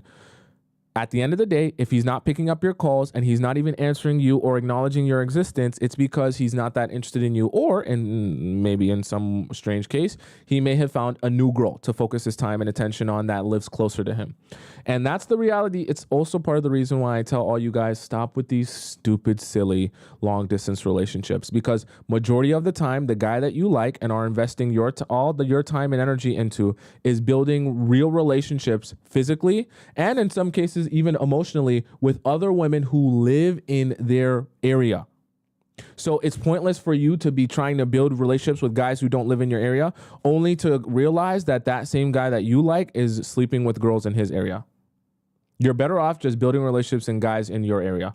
Unless the guy that's not in your area is 10 times as interested in you and 10 times as intentional with you. And we've talked about that before in long distance relationships, because some of you don't realize that if you're going to do a long distance relationship, you literally he has to be twice as in love with you. He has to be twice as interested in you. He has to be twice as intentional with you, because it's not easy to just be in a relationship where you can't see that person. So he has to really want you and want you specifically. And some of you don't realize how intense that intention has to be. And you just fool around with the guy and it goes nowhere. So Yalla, you're in a situation where it's going nowhere. And the best thing for you to do is withdraw yourself and stop focusing all your time and energy on trying to figure out what he wants from you and if he likes you or not, so that you can properly move forward. And I do think that you need to spend some time just healing from your past relationship in the first place. You understand what I'm saying? And as it relates to Instagram, yeah, remove him off Insta. There's nothing left there for you. Remove him off Insta. And if you know you're a fiend, that you check his profile and you can't help yourself from checking what he's doing, block him for yourself so that you don't have to feel the need to check up on what he's doing. Okay. Next here we have, let's see. Okay.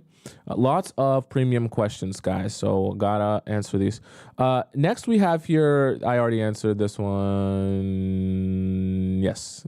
Here, I love you, Ladder. You said you already answered me premium. Please skip this. Thank you. What did I do with my XTT says? Okay. So TT says, hi, Tomisin. I'm 23. I dated a guy who's 26 for 1 year, with both of us aiming for marriage. Being Muslim, marrying young is a priority if we find the right person. Despite compatibility in many ways, we had petty arguments. After 1 year, he ended it. So I'm trying to understand aiming for marriage. So you're not engaged, okay? Because I know in the Muslim culture, you guys get engaged fairly quickly. There's not really that, you guys don't do the like dating. You know what I mean? Like dating is kind of a Western thing where this is my boyfriend or my girlfriend. You guys kind of just hop right into like, basically like we're kind of like engaged now if we know like it's serious. After 1 year, he ended it, citing the arguments as a deal breaker. Okay. We stayed in touch and went on dates, but he randomly ghosted me after 3 months.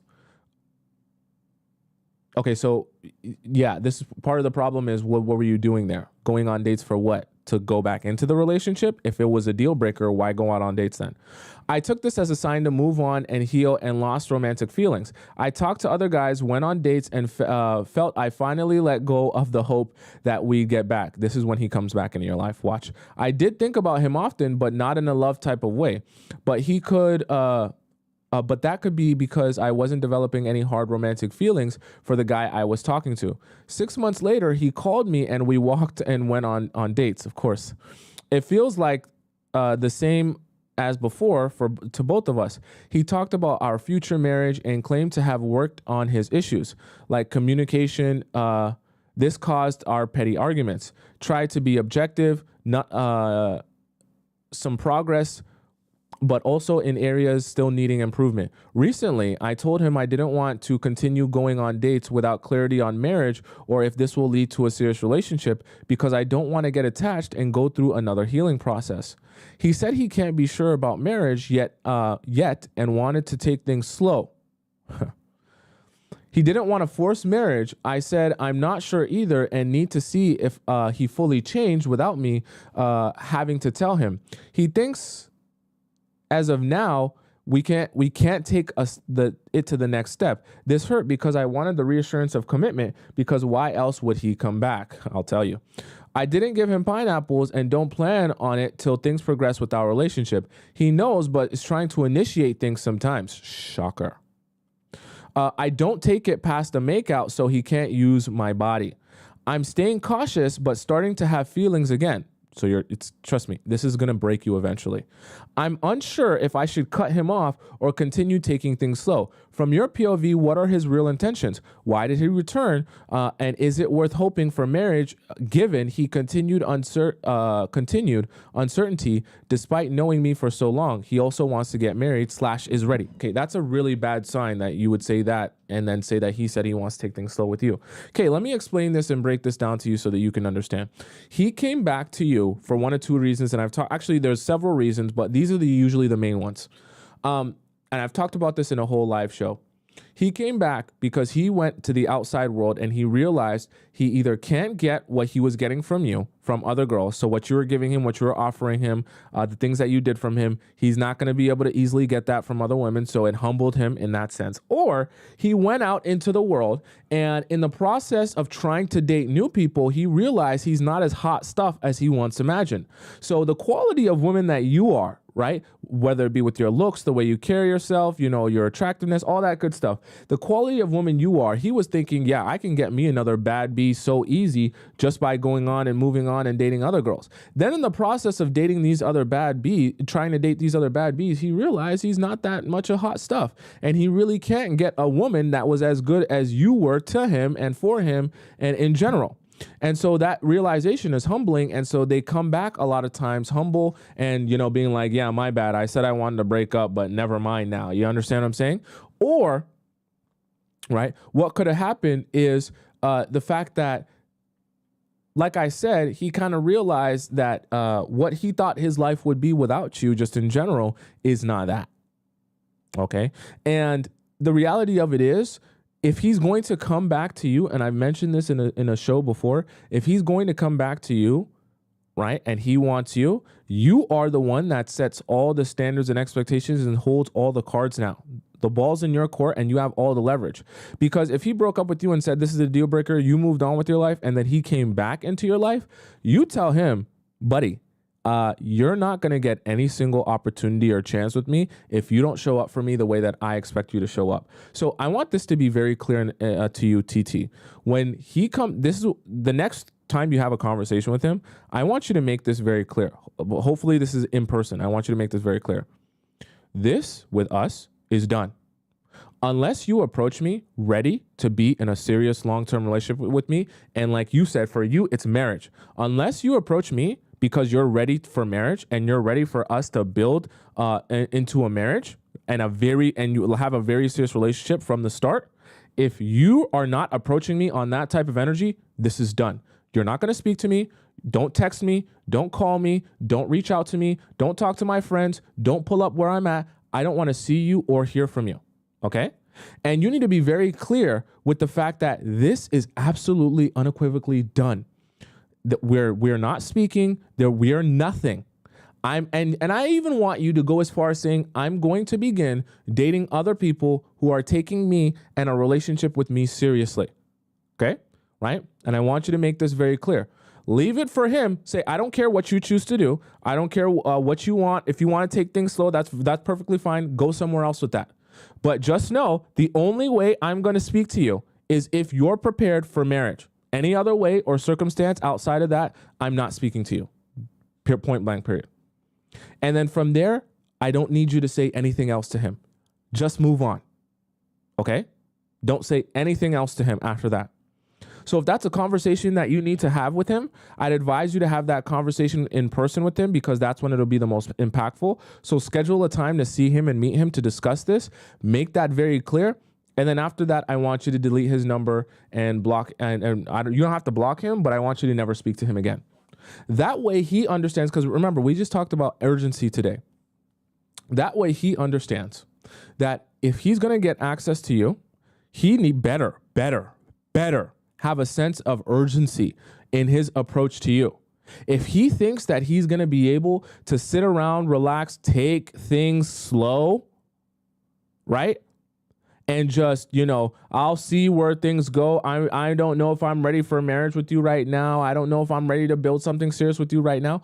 Cool. If you're not ready, go off and frolic somewhere in a flower room. Don't come here wasting my time. Because my time is valuable and I'm desirable. And there's lots of people who would gladly take your place. I don't care if it's you, right? I know that sounds mean, but you have to present yourself that way. I don't care if it's you. You think that you're the only person that wants to marry? Are you? You must have lost your marbles. Do you know how many thousands of men are prepared to do the same thing that you are trying to do here? Do you know how many thousands of men are prepared to marry me and do everything that I want them to do and meet my expectations? If you're not ready to do that, bye. I actually would like you to run away. Please don't walk, run. I don't want you to be here. I don't care if you're here. I'm not losing any sleep. And you know what the guys do when you humble them like that? They go, whoa. What got into you? And they go, damn, maybe I'm not as hot as I once thought I was. Maybe I'm not, the best thing since sliced bread like I once thought I was. Maybe her whole world doesn't revolve around me like I once thought it did. They'll humble themselves, and then they have a decision to make. It's either I get access to you by approaching you the right way, how you expect me to approach you, or I don't have access to you. So depending on his pain threshold and how much interest he actually has in you, he's going to make a decision, and it's going to be one or the other. But at the very least, you'll have clarity instead of confusion. Okay, so that's my advice to you. Next here we have, let's see, after TT, it is Blowed, okay? So Blowed says, how to stop being a hater. By the way, guys, if you guys want to get into the premium section, all you got to do is go into the link in my bio if you're on TikTok and click where it says Relationship Advice Premium. You donate to the show, and when you donate to the show, you put in your username and the title of your question, and then you come over here and you ask your question, and everything will be all good, okay? So if you don't have a username yet, create one so that you have the right username and the right title of your question, and then you donate to the show. Make sure you donate to the show, though, because I can verify if you didn't. And the same thing applies for those of you on YouTube. All you got to do is go into the pinned comment up top there or look in my link in my description, okay? So how to stop being a hater. Blowed says, good afternoon, Thompson. I am 21. I'm going to try my best to not make this a sob story. Okay, good. I am a recovering people pleaser and have made many impulsive decisions in my life and find it hard to forget things that I have done without thinking first, okay? Whether it is answering a question of some stranger asked me the wrong way or responding actively to betrayal or mistreatment or self-sabotage. I have grown out of it 100%. I have grown out of 100% of each companionship I have partaken in before 21. Okay. And the only person I really have a consistent companionship with is my mother. I assume due to my lack of boundaries and my people-pleasing tendencies, I tend to drive people away, repel the public, or get used. By the way, guys, I want you to all, I'm glad, Blowed, that you're understanding this, because this is true. The more of a people pleaser you are, you don't actually end up having more friends. You actually end up having less friends because people only come into your life to use you and then they throw you away. Okay? And also, it's very repulsive to people when you're a desperate people pleaser. They never like you or are able to be attracted to you, whether it be as a friend or romantically, when you're like a desperate people pleaser. It's very repulsive to people, so just keep that in mind. For example, in high school, I dated a guy. His friends wanted to be my friends. And of course, when we broke up, they began to dislike me. I mean, that's natural. They're not really your friends. They're your guys' friends. Okay, you can't forget that. And I tried to rekindle those relationships out of desperation. Horrible. Or a more recent time where a guy stood me up twice in the same day. Wow. I don't think I've ever heard of that before. Getting stood up twice in the same day is insanity. Only for him to allow me, wow. I didn't expect that. Only for me to allow him to jackrabbit himself inside of me after he apologized for it. You are deep into people-pleasing territory. Oh, I'm glad you sent me this message. At this point, I was not aware of the concept that telling people how I really feel upfront and overpouring into others will only inconvenience me, or that I set myself up for failure when making decisions emotionally. I'm glad that you're having some self-awareness here, because that is horrible what you set up here. I've always felt the need to be truthful about my intentions and feelings with people under the impression that those people will return the favor. They never will. Everyone's looking out for themselves, so you have to be looking out for yourself. Just not going to lie to you. Up until you humbled me and prescribed that good dose of reality, I'm glad. But I feel that these experiences have made me insufferable to be around. Also, being in situations where people have not committed to me only to find out they are committed to others. Once again, a symptom of being a people pleaser. Always being pushed off to the side for another girl and having to deal with women disliking me over men that I've dealt with, or even just my aura. You then go on to say, one of these girls I found out recently, he's a guy, was messing was messing with someone else while with me. Appeared on my For You page on TikTok a few days ago. Also, before that, there was a colleague of mine. I had a best friend that was friends with her, but we still would hang out together sometimes, that he was messing with also. The friendship ended because I learned a little too late that they were talking about me and that they were genuinely on her side, not mine. A few other friendships ran their course before then, but that was the last friendship standing. So I'm officially friendless. Wow. I have moved on and have taken your advice so far, but as a result of these occurrences, there are so many voices in my head. Anytime I see an attractive woman my age, planting the concept that she might have a history with him, is currently dealing with him, or may be somewhere in her camera roll. Wait, what? Or in her messages. This is like really, you're like torturing yourself with these thoughts. Not that you're in control of it, but this is like you're torturing yourself literally. If you're thinking that random strangers on the street are dealing with the guys that you liked, it's just, that's insane. Even though we separated over a year ago, so clearly you still have a lot of healing to do. If you're still thinking like this about random people that you see on the street and you're getting that triggered, you still have a lot. You should not be dating at all. Not at all. Not at all. For a while. You need some time.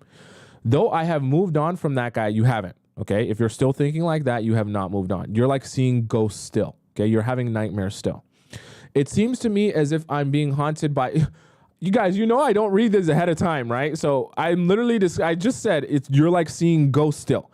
And you just said you're like being haunted by him and his roster. I told you, right? I'm telling you this from actually a place of experience. I'm a real person, a real human being with real emotions. I can feel what you're saying right now. Okay. During some self-reflection, I've considered being jealous. At the same time, I don't believe that. Simply because I don't have a reason to be. That's not how emotions work. Emotions aren't based in logic. So just because you don't have a reason to be jealous, that doesn't mean that you're not going to have emotions towards the situation. Rather than trying to force yourself to believe that you don't have emotions towards the situation, it's better to accept them and figure out how you can work alongside them or work through them so that they're no longer holding you back. Right, guys, having emotions is not about, trying to not have the emotion. Having the emotion is about understanding the emotion and the why of the emotion so that you can understand how to like work with it and work alongside it so that you can get through it and not have it be something holding you down forever. Okay. I have everything they all already do. So you can't be thinking like that. See, now you're thinking of why them and not me. That's not a way to be thinking. Beauty, youth, and my future. I've already had the guy. On top of that, I used to want things more for others than myself, and I've never been that type. But it's eerie to me that the girls I've shared him with are frequently popping up on my social media. So,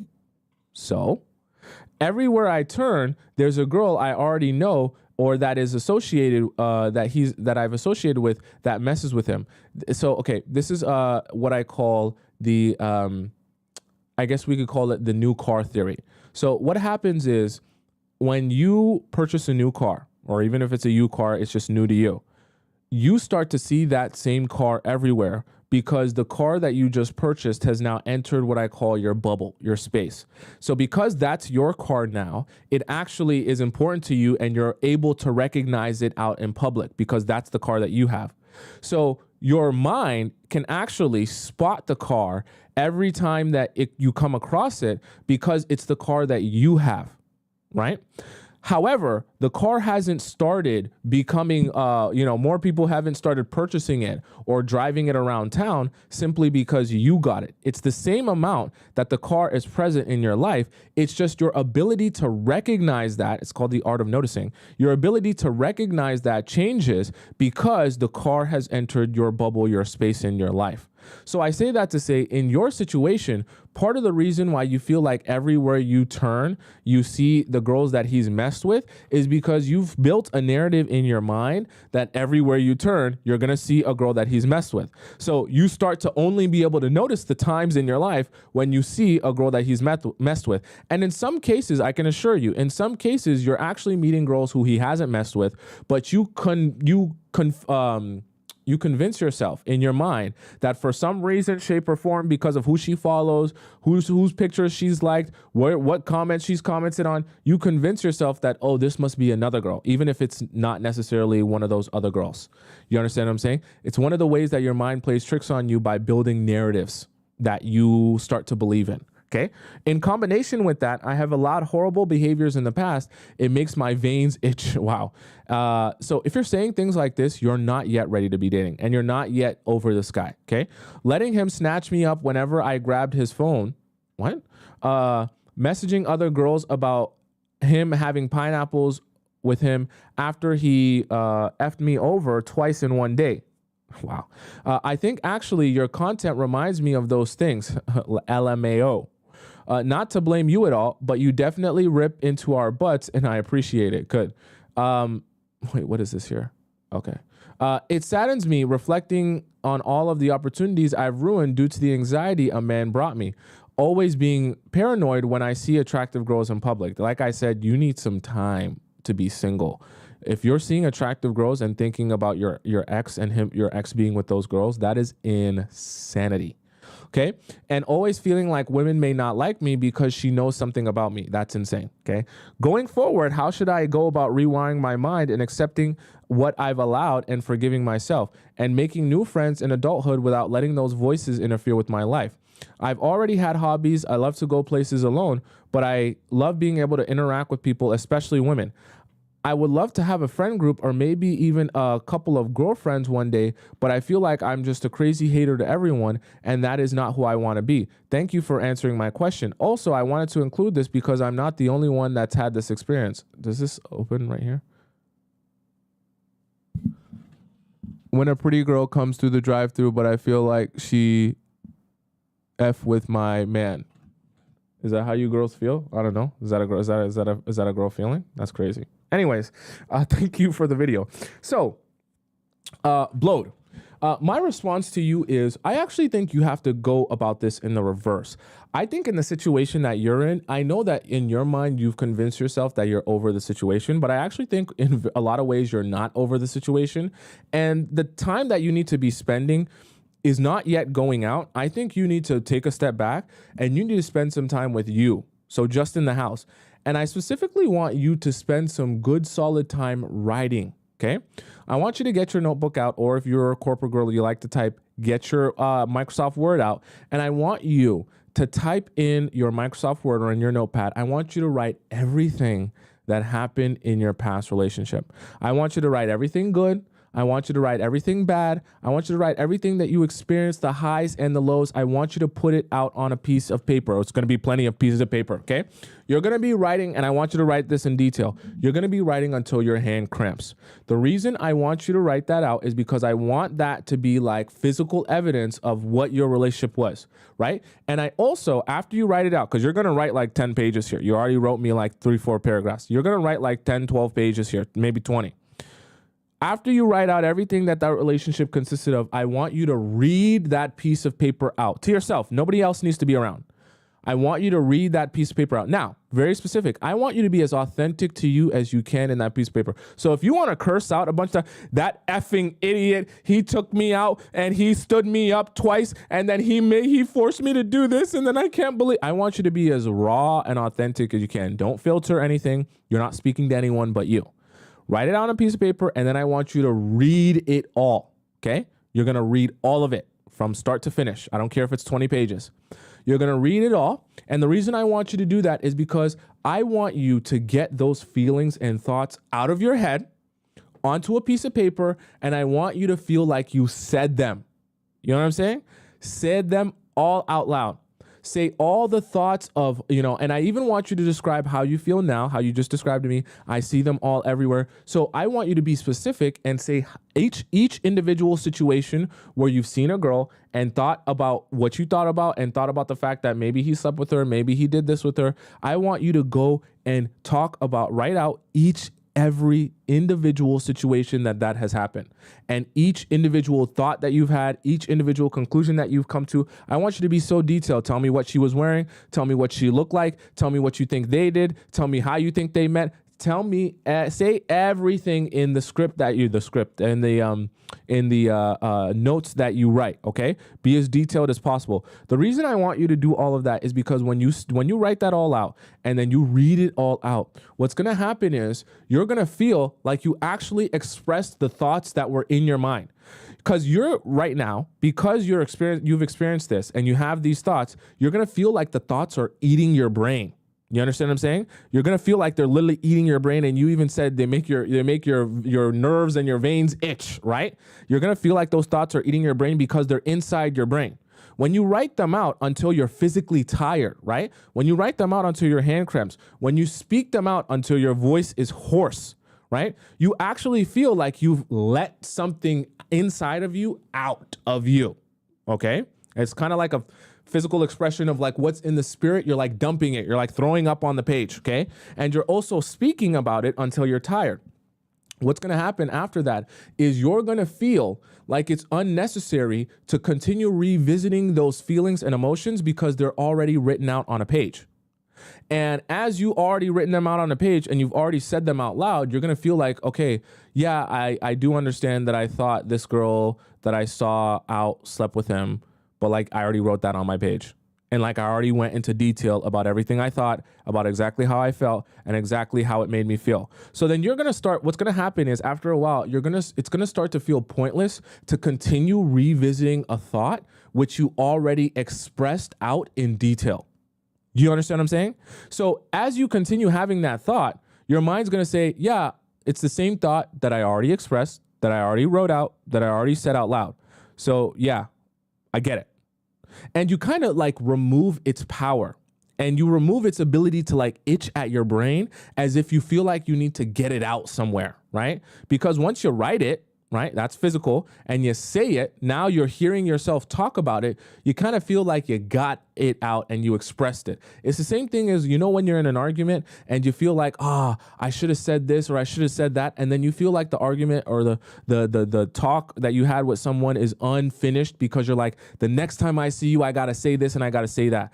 Imagine if you could actually say everything that you wanted to say to the person and you never had to feel like you had more to say.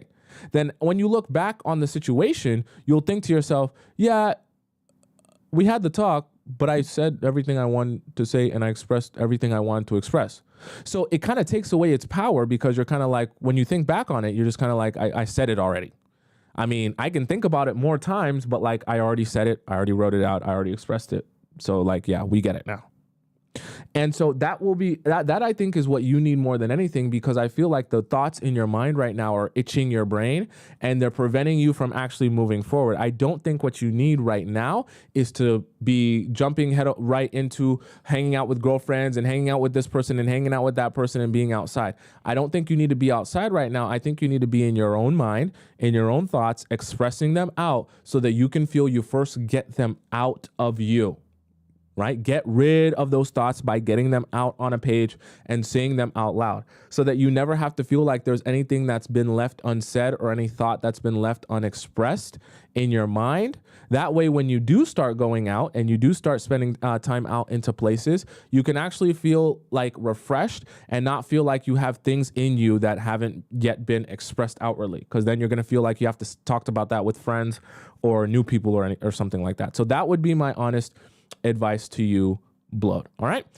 Next here we have, let's see. Okay. We'll go 30 minutes more today. Okay. So next we have Paulinette. Okay. So Paulinette says, how should I act, or should I act unbothered? Paulinette says, sorry, I donated before signing up. Okay, I got your verification. Don't worry. I've been talking to a guy for a few weeks and we went on a date on Saturday. We had a good date, and the same day after the date, we were chatting as normal, but the day after, he didn't reach out all day, even through my last message to him the night before. Even though my last message to him the night before was a question. He messaged me after a day and answered my question, but no acknowledgement. He didn't reply for a whole day. It is now the second day and he has not reached out, and I don't want to reach out because I sent the last message. If he eventually reaches out, should I express I expect more communication from the guy? I want to express how I feel, but I don't want to come across like I'm too bothered as we only have been on one date. Paulinette, so glad that you asked this question, and I'm so glad I got the chance to answer it before you made some mistakes here. So my honest advice to you, do nothing, okay? You've only went on one date with this man. I want you to never forget that the people you're going out on a date with are strangers. Don't have in your mind that just because I'm going out on a date with a guy that this is going to be my husband. I know it feels so good to fantasize that, yeah, maybe this date that I'm going on with this guy, this is the guy I'm going to spend the rest of my life with. I know that it feels good to fantasize about that. The reality of it is, just for the sake of numbers and statistically, it's not that likely. Not that you should be believing that you'll never find anyone. You will. But you have to understand, you're going to date a lot of strangers and they're not going to be who you're looking for. So I say all that to say, you just take a chill pill. I know that you enjoyed the date and you were chatting like normal and everything was good, but I don't want you to put so much of your value on what some other stranger thinks of you. I want you to approach dating and talking stages from the standpoint of, what do I think about you, right? I want you to write in your notebook and in your wish list of what you expect from a guy, what you want in a relationship with a man, and what you expect in a relationship with a man. And I want you to solely be thinking of, when you go out on these dates, are you showing character traits or personality traits for what I expect of a man in a relationship with a man who's going to get access to me? That's all you need to be thinking about. Not, oh, does he not like me because he's not replying to me or not responding to me? What should I do to, you know what I mean? Should I do more? Should I do less? Should I adjust? No, don't do anything. You're the woman. If he wants you and he's interested in you, he will approach you. I understand in your mind, you're thinking it's communication. If I express to him that I expect more communication. No. I'm here to get you what you want. What you want is for him to pursue you more. Because the reality of it is, you telling him that you expect more regular communication is not actually going to get him to text you more. It never works, okay? The best thing for you to do is to show him that if he's not ready to show up for you the way that you expect him to show up for you, he just won't get access to you. So if he does eventually reach out to you, right, after a week or after however long, you have a decision to make. You can either decide to message him again, right? Message him back and just pretend like you don't care enough to address him about not reaching out to you because your life is going on. Okay. That's one powerful way to do it, because sometimes guys come back into your life or reach back out thinking that you'll be like, where have you been? Right. And it's an ego boost to them because they know how much you're waiting for them hand and foot for him to respond to you. So you don't want to give him that ego boost. You don't even acknowledge it if he comes back.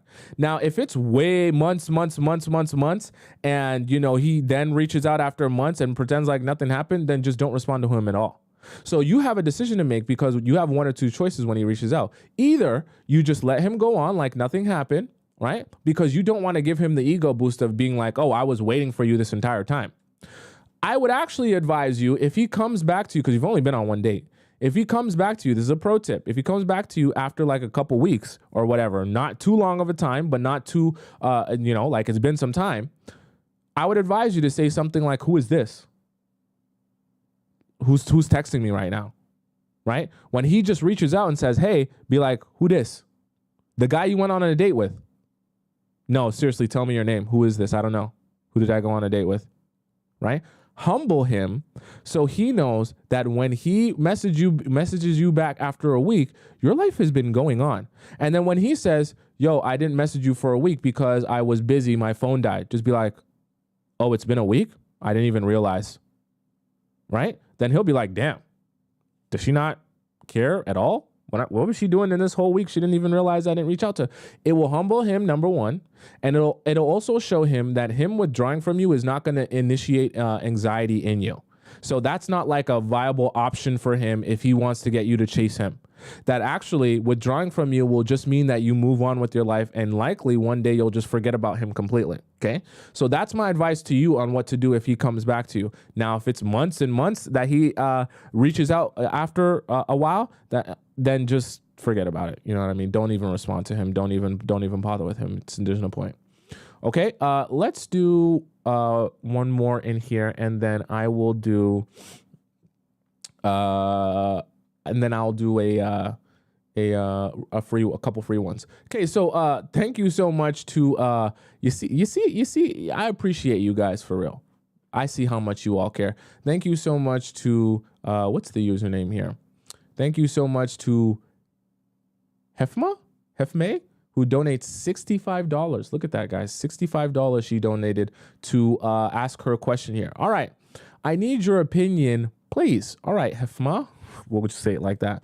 Me and my manager are in a relationship. This has already started off horrific. Already. He told me that he's in love with me, but no pineapples. And nobody knows in my work. This is a horror story. After 4 months in a relationship, he starts to ghost me. So I despair. After months, he started coming. Why did you type this out like this? Can you guys put it in essay format, please? This is weird. After months, he started coming to my place many, many times without talking to you. How can he come to your place without talking to you? He just shows up. One day I start to chat him. In the beginning, he was happy that he didn't open my message. I got angry, blocked him without telling him any words, only blocked him. After 1 month, he sends me an SMS, not on WhatsApp, and he told me he needs to talk to me about work. That means he knows he's blocked. I called him and did the work and not talk to him about our relationship as a manager. Are you his? No, he's your manager. Your manager. Then he started chatting me 3 times a week only about work. Okay, that's fine then. Perfectly fine.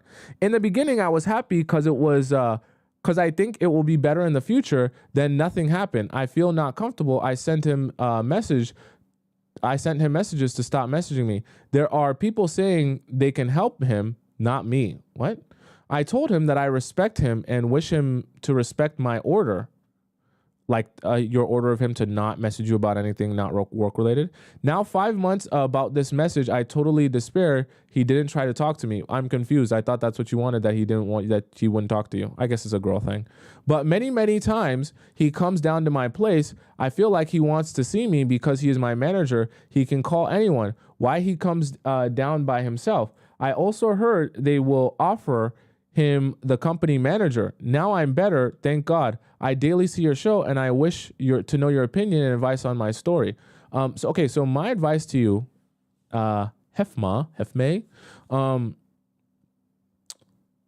I think that the best thing for you to do, and the best thing for any of you to do when you're ever in a situationship with someone you work with, is to keep it strictly professional and work related. The worst thing any of you can do, let this be a warning to all of you. The worst thing any of you can do is date a coworker. Even worse than that, date a boss that is in control of your salary and your position. Because you will never, ever, ever, ever feel like you are allowed to have boundaries in the relationship if he is in control of your ability to work there and get paid or not. It's very horrible for you. Never do that, okay? For those of you that have done that, and for Hefme that has done that, the best advice I have for you, you have to set a clear boundary, and you have to accept the fact that this is only going to, you are the only one that loses even if you get into a relationship with this man. So I want you to never forget that even if you build something with him and it starts working out, the moment it doesn't work out, you're the only one that loses. He's the company manager. He's not getting fired. You're the one that's going to get fired. And he's going to put the word in for you to get fired if you guys break up. So what that means is, in the future of your relationship, this is what I'm trying to help you understand. You should never even want to build anything with him, because it's only detrimental to you and your life. Because when you guys have an argument or a disagreement, even if he's in the wrong, you're not allowed to have boundaries because he's your manager. You'll feel the pressure that I can't stand up for myself or withdraw from him or have any sort of boundaries, because the moment he's upset that I have boundaries, I'm going to be in fear of losing my job.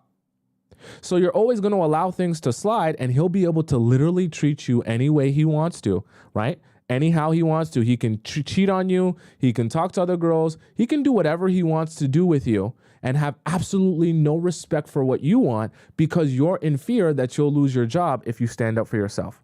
So this is what I'm trying to understand. This is what I'm trying to help you understand. You should never, ever, ever even imagine or fantasize about the idea of being with him ever again, because the only person that loses if you do end up together is you. The only person that loses. Okay. He doesn't lose. Okay. And at the end of the day, if you're not looking out for yourself, you're going to be the one that ends up getting taken advantage of. And so you need to say to yourself, for my future and my well-being and my career, right? And my job, the best thing for me to do is to keep this strictly professional. And whether or not he's walking by your house, don't acknowledge it. Whether or not he's trying to message you or talk to you about anything non-work related, don't acknowledge it. The only thing you acknowledge of him is when he approaches you for something work related. Anything else outside of that, you do not speak to him, you do not talk to him, and you do not acknowledge him.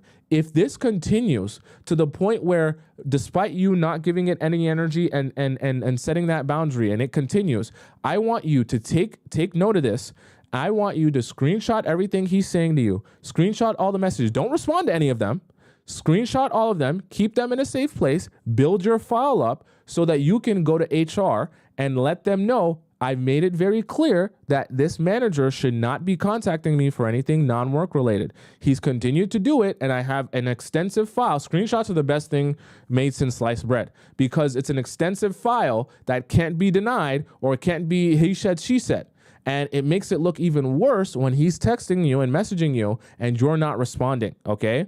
Then when you take that to HR, you'll have a clear case to get him removed from that position, okay? That's obviously extreme, but whenever you're dealing with things like this, it gets extreme, which is why I always advise against you guys dating someone that you work with, or dating especially someone that is your boss or manager, because you can't have, how are you supposed to have standards in your relationship now? It doesn't make sense, okay? So that's my advice to you. Thank you for the generous donation as well, all right? Let's go over into some of these free questions here. I told you guys I'm going over today because I love you guys so much. So we're going to scroll down. Go over to the free version. This is why I tell you guys, if you want to skip the line, you can, because you see how many questions we got in the free version. Hundreds of questions. You guys love asking questions and I love answering them. So there's a lot. Okay. So first in the free section, we have left confused. Okay. So Ella says, July last year, I met this guy. He was always the one to ask to hang out, probably once or twice a week. He's in med school. Though there was not much flirting, just long conversation, he wasn't the type to compliment. Initially, I got a friendly vibe. I asked him, he said he liked me more than that, and suddenly tried to kiss me. Wow, that was weird. But I wasn't ready. We eventually kissed, but I told him that I wanted to wait for pineapples until I was just older / in a relationship. I was 19 at the time, it's 19 to 20, and he was 21 at that time, okay? He got affectionate. I let him kiss me a lot. It's a gateway drug. For pineapples, he always pleaded, why not? He's trying to break you. He tried to convince me, like I just said, but he didn't want to make me uncomfortable. He's trying to break you. When he went away for a week with his family, he continued sending me updates every second, but never like flirty. Except he brought me a bag. What type of bag? Chanel bag? Telfair bag? What type of bag?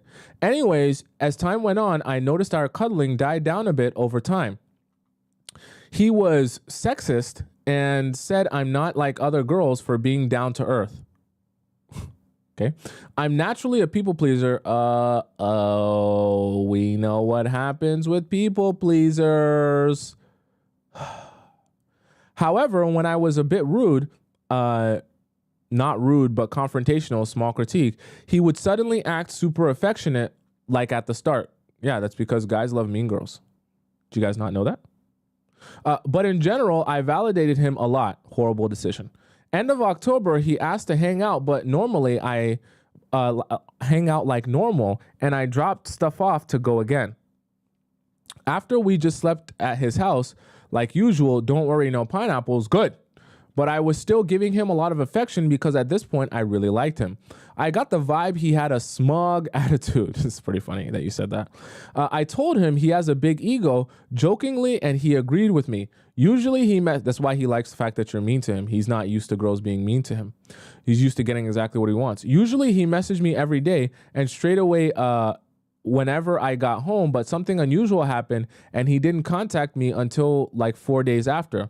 I was like waiting. This is the problem. When you get anxious like this is when the script gets flipped. You were being mean and he liked it. Please tell me you didn't turn around and do the worst. This texting finished a few days later. He didn't continue. I was left so confused because he had been initiating prompt text messages with me every day for like 4 months, asking about my day, etc. My brain was wired. Anyways, after 2 weeks of not texting / seeing each other, I gave in. Anyways, explaining if he wants to be in a relationship or we can just be just friends. I can 100% guarantee you his response was not what you wanted it to be. Let's see what his response was. He responded, I get that. It's a weird thing. I don't know if I can 100% dedicate myself now. You are such a lovely person, and I don't want to make you feel bad in any way. Maybe then for now, friends. Guys, I always tell you, whenever you try to confront a man and get him to like, hey, I want you to know if you want to build this relationship with me, it's now or never. You're always going to be disappointed because you're going to realize that the answer is never. So you're better off reading his actions and just responding to it as the answer, as opposed to trying to get an answer out, a straight answer. Whenever you feel the need to get a straight answer out of a guy, it's done. The confusion is a sign that he's not that interested in you. But I do enjoy, I should have put that as one of the points. But I do enjoy spending time with you. I said, okay, that sounds good. Thank you for that. And I appreciate it. That should be the last time you spoke to him because you don't need more friends, especially not friends that you were trying to be romantic with. I just needed to clarify everything and definitely remove my expectations. He replied, well, what are your expectations and what do you want? Isn't this crazy? He flipped the script on you and he basically is getting you to admit, hey, I want you, so I want to show you how bad I want you and describe how bad I want you. It's funny. It's funny. He's asking you what your expectations are and what you want as if you're the guy. Because I do really enjoy spending time with you, but like I just don't want to let you down because you're such a nice girl. What does that even mean? This is a word salad. I said I want to be certain really like him, etc. So you're letting him know I really like you, I really want you. So you're giving him all the power that he needs to know that I don't have to do nothing. He replied, I get that if we keep that. What? I understand things being in the middle is hard, and I like to keep company with you, and who knows what the future has. So it's funny. Like I always tell you guys, information, the person with the most information wins. So he gave you a word salad that meant nothing. He didn't give you a yes, and he didn't give you really a no. He said, yeah, we'll be friends and things like that. See, but when you gave him the information of exactly what you felt about him, it's amazing.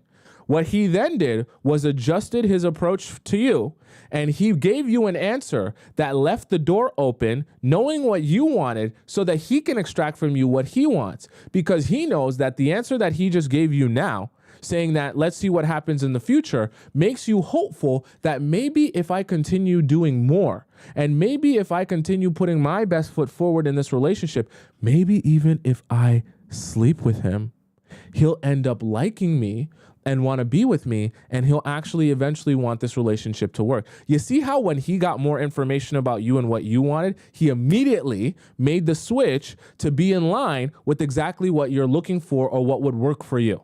Okay? Because knowing that you like him and then also him saying that he wants to be friends, that's like closing the door. He doesn't want to close the door because he still wants access to you. So immediately once he receives that information from you of what you're looking for and what you want, he immediately adjusts himself and realigns. Do you see how that works? This is like a perfect example of that, right? It's an immediate adjustment and realignment. Had 2 words of small talk after, was open-ended, but we never spoke since. I was disciplined through withdrawal. I felt like I was about to die. After a while, my feelings were gone. This year in April, I saw a friend at a party. My friend makes sure to invite the guy. I never had a conversation with him, but I had seen him before. I didn't think to go up to him nor mention anything to him. He came up to me. I'm so-and-so's best friend. He made fun of me for liking him and said he respects me. He told me that the guy said recently in front of others, including my friend, that he was too intellectually smart and I couldn't keep up with him. You see how them guys talk to you when they don't talk about you when they don't have no real respect for you? This is why it's best for you to just walk away and not try to convince a man to be interested in you. His friend told me that he's only here for the tea to pretend to pretend this conversation never happened. Wow.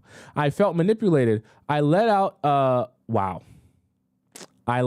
full-on angry message in my notes. Okay, but didn't send. Oh God. Thank you, Ella. I thought you were going to say you sent him a long angry message. Thank you. You are smarty pants. Later on, I talked to my friend and confirmed a couple months ago he got a girlfriend. So basically, you were not what he wanted. Okay, nothing wrong with that, but it was all a whole bunch of BS. He was leading you down a road to nowhere. He was not entertaining girls before, hadn't had a girlfriend since high school. Apparently, he started talking to more girls while in his current relationship. Now I reject every man I meet because I'm not fully in the mood. That's fine. You got to heal from the situation. If I had pineapples, I would have lost my mind. Good. See, thank God Ella did not sleep with this man. But this is why I say order of operations, guys, because you'll find out so much over the course of time with someone and you'll realize very quickly, I don't even like you and I don't want to be associated with someone like you. Okay, it's good that Ella was able to realize this before ever sleeping with him, because it's a lot less painful, I'm sure, for Ella to think back on the situation and say, wow, at least I didn't sleep with you. And, you know, even though it's over, that's sad. At least I didn't waste a body on you. I reinforced men are irrelevant for what I need to achieve in life. There's nothing wrong with that. You can have a period. You're young still, so there's a period of your life where you just need to focus on yourself, and there's nothing wrong with that. Okay, so Ella, I think you actually did the right thing here. I know that you said left confused, but I think in every step of the way, you made the right decisions. You didn't sleep with him. You didn't fold, although you got anxious a little bit in terms of reaching out to him and messaging him. You didn't give up. Good thing that it kind of like faded away.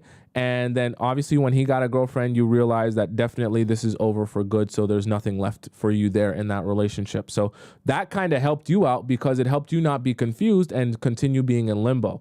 But it also goes to show you that, see, this time where you were confused and you were trying to convince yourself, maybe he's not texting me or trying to see me for other reasons, and you thought it was best to kind of bring some clarity because you wanted him to give you a straight answer.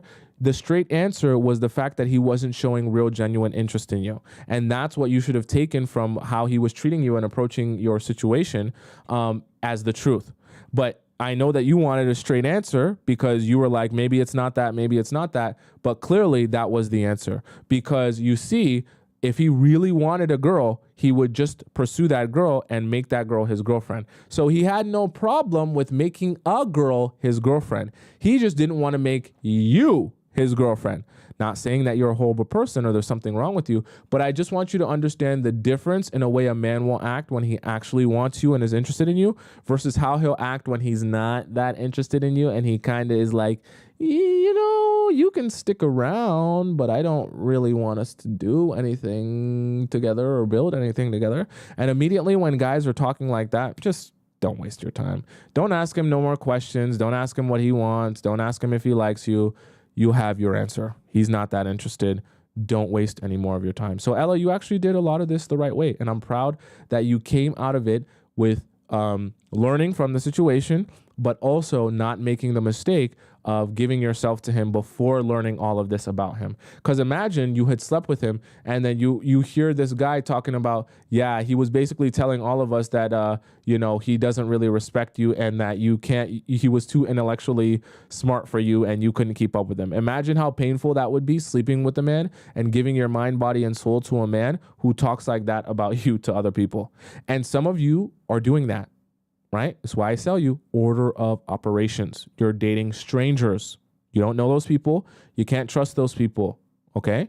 So hold off until you learn more about him. All right? But Ella, you did a lot of the right things here. Next we have here, I'm going to do, let's see how long this next one is. Okay. Wow. So many questions. So little time.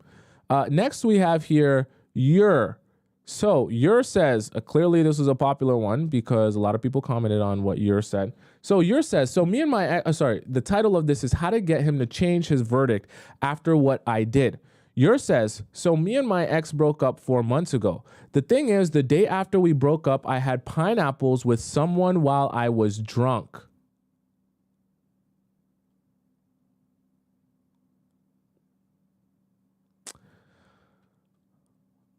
This is one of the most tragic things we've heard today in the Players Club Discord. I know that you're emotional, but what a horrible decision to make the day after breaking up with someone. Take some time for yourself. You got drunk, you slept with someone else. I called my ex while I was drunk and confessed to him what happened.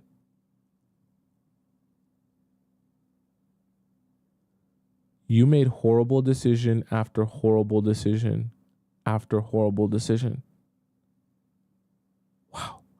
I understand we were broken up, so it shouldn't be a problem, but it's understandable that he was super upset. He said he felt like our whole relationship was nothing to me because of what I did. Okay. I know there's more to the message, but this is part of the reason why when we step into the Players Club, we talk so much about emotions, because not only can other people control you by manipulating your emotions, but also you can easily be controlled by your own emotions. Your sadness and anxiety and anger of breaking up with your boyfriend literally got you so overwhelmingly emotional that you couldn't even think rationally to yourself. You started drinking, and then you immediately went and slept with a stranger that you don't know, that has not earned your trust or respect yet. Solely because your emotions were so overwhelming that you literally couldn't control yourself or stop yourself. Right? And this is why we have these conversations, because I want you to understand how your emotions are also affecting you and how they're actually ruining your life. You really have to, if you want to have a good life, you have to gain control over your emotions, and you can't allow them to control you like this. Because what you just did, what you just did here, I know the message is still going to go on, but what you just did here literally has ruined your chances of getting back with the guy, especially if the reason you guys ended was for something that you guys can recover from. Your emotions have now slapped you in the face and actually made it basically close to impossible to now get into a relationship with someone that maybe was possible for you to continue dating. Right? Solely because of an emotional decision to just, I'm so mad, I'm so upset, I'm just going to do whatever type of thing. Right? This is not to diss you, but I just, I want that to be a lesson to you that maybe you need to work on, controlling your emotions and figuring out how you can not start making irrational decisions because you're emotional.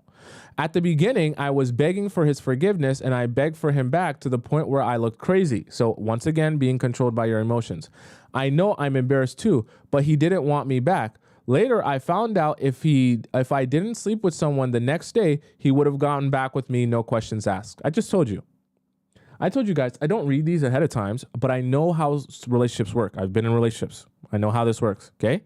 This is the worst mistake you can make, right? Is not that you should never move on from a guy, but like the day after meeting, breaking up with someone, you immediately sleep with someone new. You're literally ruining your opportunity of ever figuring out or working through problems with that person, right? On top of that, you're not even ready to be intimate with the new person, so you shouldn't even be doing that anyways. Okay? You're just moving off of pure emotion. No ration, no thought process, no logic, okay? And like I just said, he was prepared for you guys to be together again. You couldn't even give it a whole 2 days, couldn't even be more than 48 hours. And yeah, so that ends up happening. During these 4 months, me and my ex have been sleeping with each other, but not getting back together. So you've been downgraded.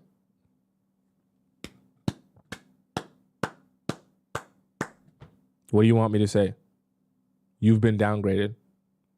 You were the girlfriend before, and now he still sleeps with you, still gets access to you, and you're not his girlfriend, so he can sleep with whoever else he wants. He can even get a new girlfriend if he wants. So you've been downgraded. Congratulations. It's been bad. I just couldn't control myself. He said before, I just couldn't control myself.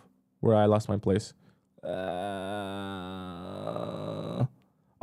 He said before to our mutual friend that he could call me anytime he wanted Squirtle. I died a little on the inside.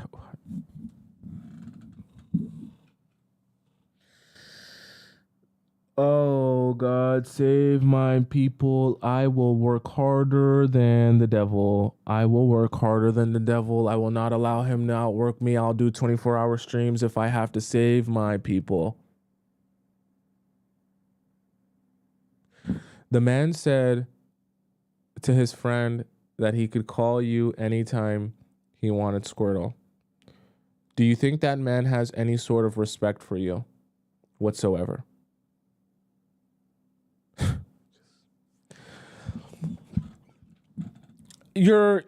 Let's go on. On our last link, I felt disgusted. So I told him if he didn't want a relationship, I didn't want to sleep with him no more. And he said, fair enough.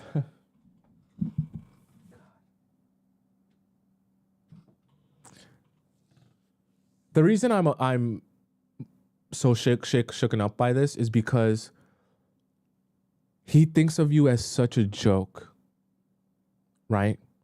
That even when you come and try to set boundaries, he's like, cool, whatever. I don't even think you're a serious person anyways. I don't take anything you say seriously. I always... It's why I tell all of you to never make compromises for these guys. You're thinking that guys will like you more because you make more compromises for them. They only end up respecting you less and thinking of you like a complete and utter joke. He has no fear. You're at the point, nothing you can say or even do will instill fear in him. He has no fear that you'll actually walk away from him.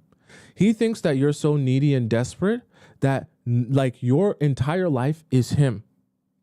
So when you come and you say, hey, you're not going to get access to me unless, we're in a relationship, he's like, sure, whatever. He doesn't even care or take it seriously that you would follow through with that. You just become an utter joke that means nothing to him. And it's hard to recover from that once you're in that space. I then left him undelivered on Snap for 4 days to see if he would double text me, but he unadded me. Oh, God. Just give me a second, guys. This is it's really painful for me. I need a second.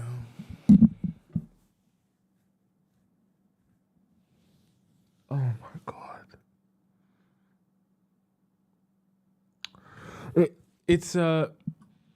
It's really painful, right? But it's so expected. It's so expected. Do you see how when you show yourself, perception is everything. When you show yourself to be someone who doesn't need to be respected, how people have less than zero respect for you, less than zero.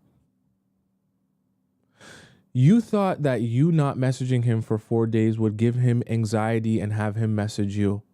He only said to himself, bruh, I care about her so little. If she's not going to talk to me, I'm going to unadd her. She's a useless part of my life.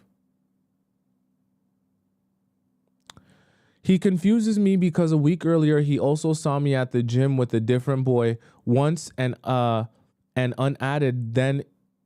And when I texted why he just told me, when you texted him why he unadded you, he just told me to go have fun with the guy at the gym instead, right? I know that you think that, oh, he did that because he likes me. No, I think he did that because he's like, look, I only want really easy access to her. If she's going to show any attention to other guys, I'm not fighting for her. So if you want to be with other guys, go be with other guys. I don't care. I'm not fighting for you. Do whatever you want, right?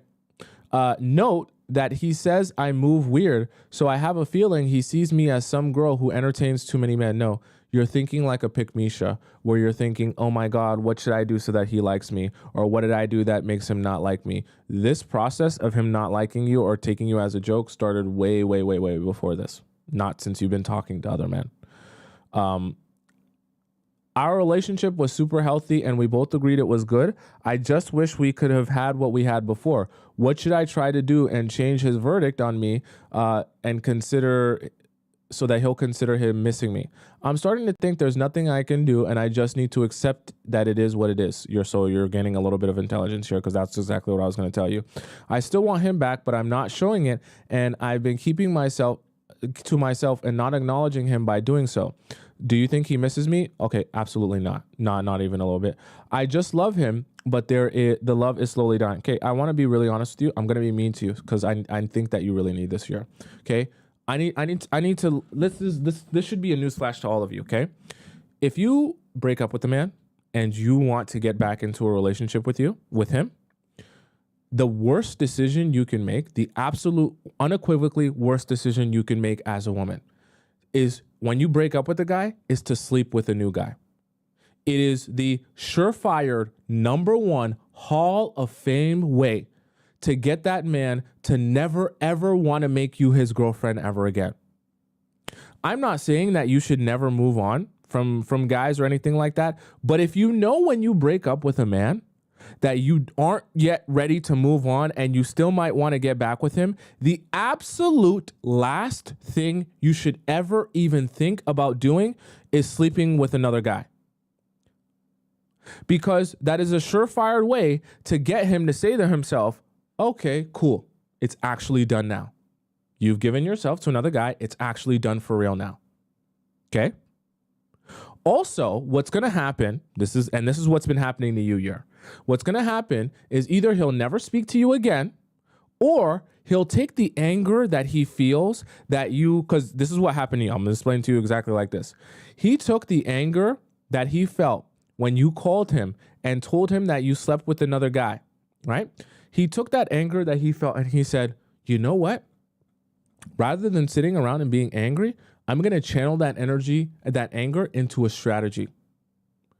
I'm going to get her back in my life and I'm going to mess with her and play with her mind. I'm going to do whatever I want and I'm going to waste the rest of her life. For as long as I can waste her time, for as long as I can keep getting access to her, for as long as I can utilize her for my own pleasure, I will do that.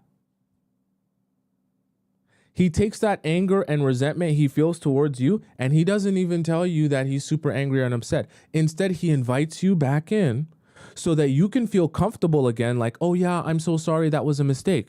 And then he says, I'm going to make you feel pain and anger and sadness like you've never felt before. He wants to repay you the feeling that you made him feel by sleeping with another guy. He wants to repay you that 100-fold. Are you following me? Right? And the reason I'm explaining this to you like that is because I want you to understand when this happened, you already lost. You should have already had in your mind, me doing that ended the relationship. Because you did that thinking that you were going to come back and recover from that, when in reality, he only invited you back in so that he can make you feel even more pain than he just felt. That's all he wanted. So the moment, it kind of started dwindling away and you went to go off to be with other guys, he was like, all I wanted was to make you feel pain and confusion. That's all he really wants here. All he wants is what we call his lick back. He wants to play with you, treat you crazy, downgrade you, have you acting a fool, confused, the same way you had him in pain when he found out that you slept with the other guy. So I want to put the responsibility on both of you here because I don't know why you guys broke up. Okay? And clearly how he treated you is he downgraded you, so that's not nice of him. I'll admit that. But I also want you to acknowledge that the mistake didn't start with him not treating you nice. The mistake started with sleeping with another guy when you knew that you still wanted to be with this guy, and then thinking that you have to understand, people that try to present you this idea that, even though you wronged me, I've just forgiven you, but I welcome you back. You should be very weary of those people that don't want you to face any consequences for how they feel you've wronged them. Because the truth of the matter is those type of people will sneakily, right, have a lot of resentment towards you and be looking to play the long play and try to get you back tenfold in the long term. Okay. And I honestly think that you had already lost by trying to rekindle a relationship with a man that you actively essentially ended a relationship with. Okay. So I know that this sounds kind of horrible, but you played yourself a little bit there. Because if you really love that man, right? And like I said, when you come to the Players Club, I'm going to be real with you. If you really love that man, you wouldn't sleep with someone the next day. And I actually don't fault him for feeling like your feelings were disingenuous because you slept with someone the next day. I won't lie to you. If I was in a relationship with someone and they slept with someone the next day after we broke up and then called me and told me about it, I would feel too like that person is some sort of crazy narcissist master manipulator that only wants to see me in pain. Because not only does it make me feel like, one, you never really actually took our relationship seriously and never had real feelings for me, but it also makes me feel like you actually enjoy putting me in pain, which is why you're doing it and then immediately telling me about it so that I can be in the most pain possible. It would actually make me hate you so much. I would want nothing more than to make your life a living hell. And that's actually not an unnatural feeling to feel, right? Like you guys dated and the betrayal that he'll feel will make him mistreat you crazy. So I don't understand why you did that, knowing that you still wanted to be with him, which is why I said the actual solution to your problem here is figuring out how because you need to be by yourself for a bit. And you need to figure out how you can start controlling your emotions so that they don't push you to make decisions that you never wanted to make in the first place or that don't benefit you in the first place. Because this whole message that you sent here should have been titled How to Self-Sabotage 101. That's what it should have been titled, because that's exactly what you did here, is self-sabotage a relationship with a man. Okay. Now, obviously, I don't know why you guys broke up, but like I said, if your intention was to get back into a relationship with him, the way you went about it was completely wrong. And so the result of how you went about it and the actions that you took kind of led to all of this jumbled up confusion mess. Because the reality of it is, by the time you guys got back together, all he wanted to do was give you the same pain that he felt.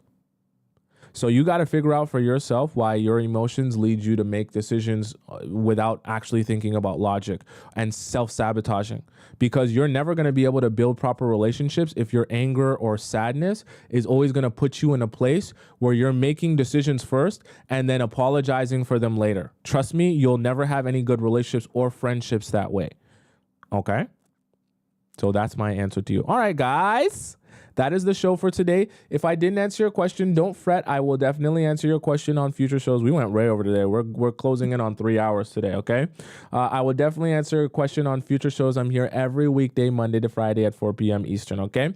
And so for those of you who are on TikTok and you want to ask me a question, maybe you didn't get a chance to send it in, all you got to do is go into the link in the description and you'll be able to either ask your question in the free version, or if you want me to skip the line, because there's hundreds of questions to be answered in the free version, you can skip the line by going to the premium version.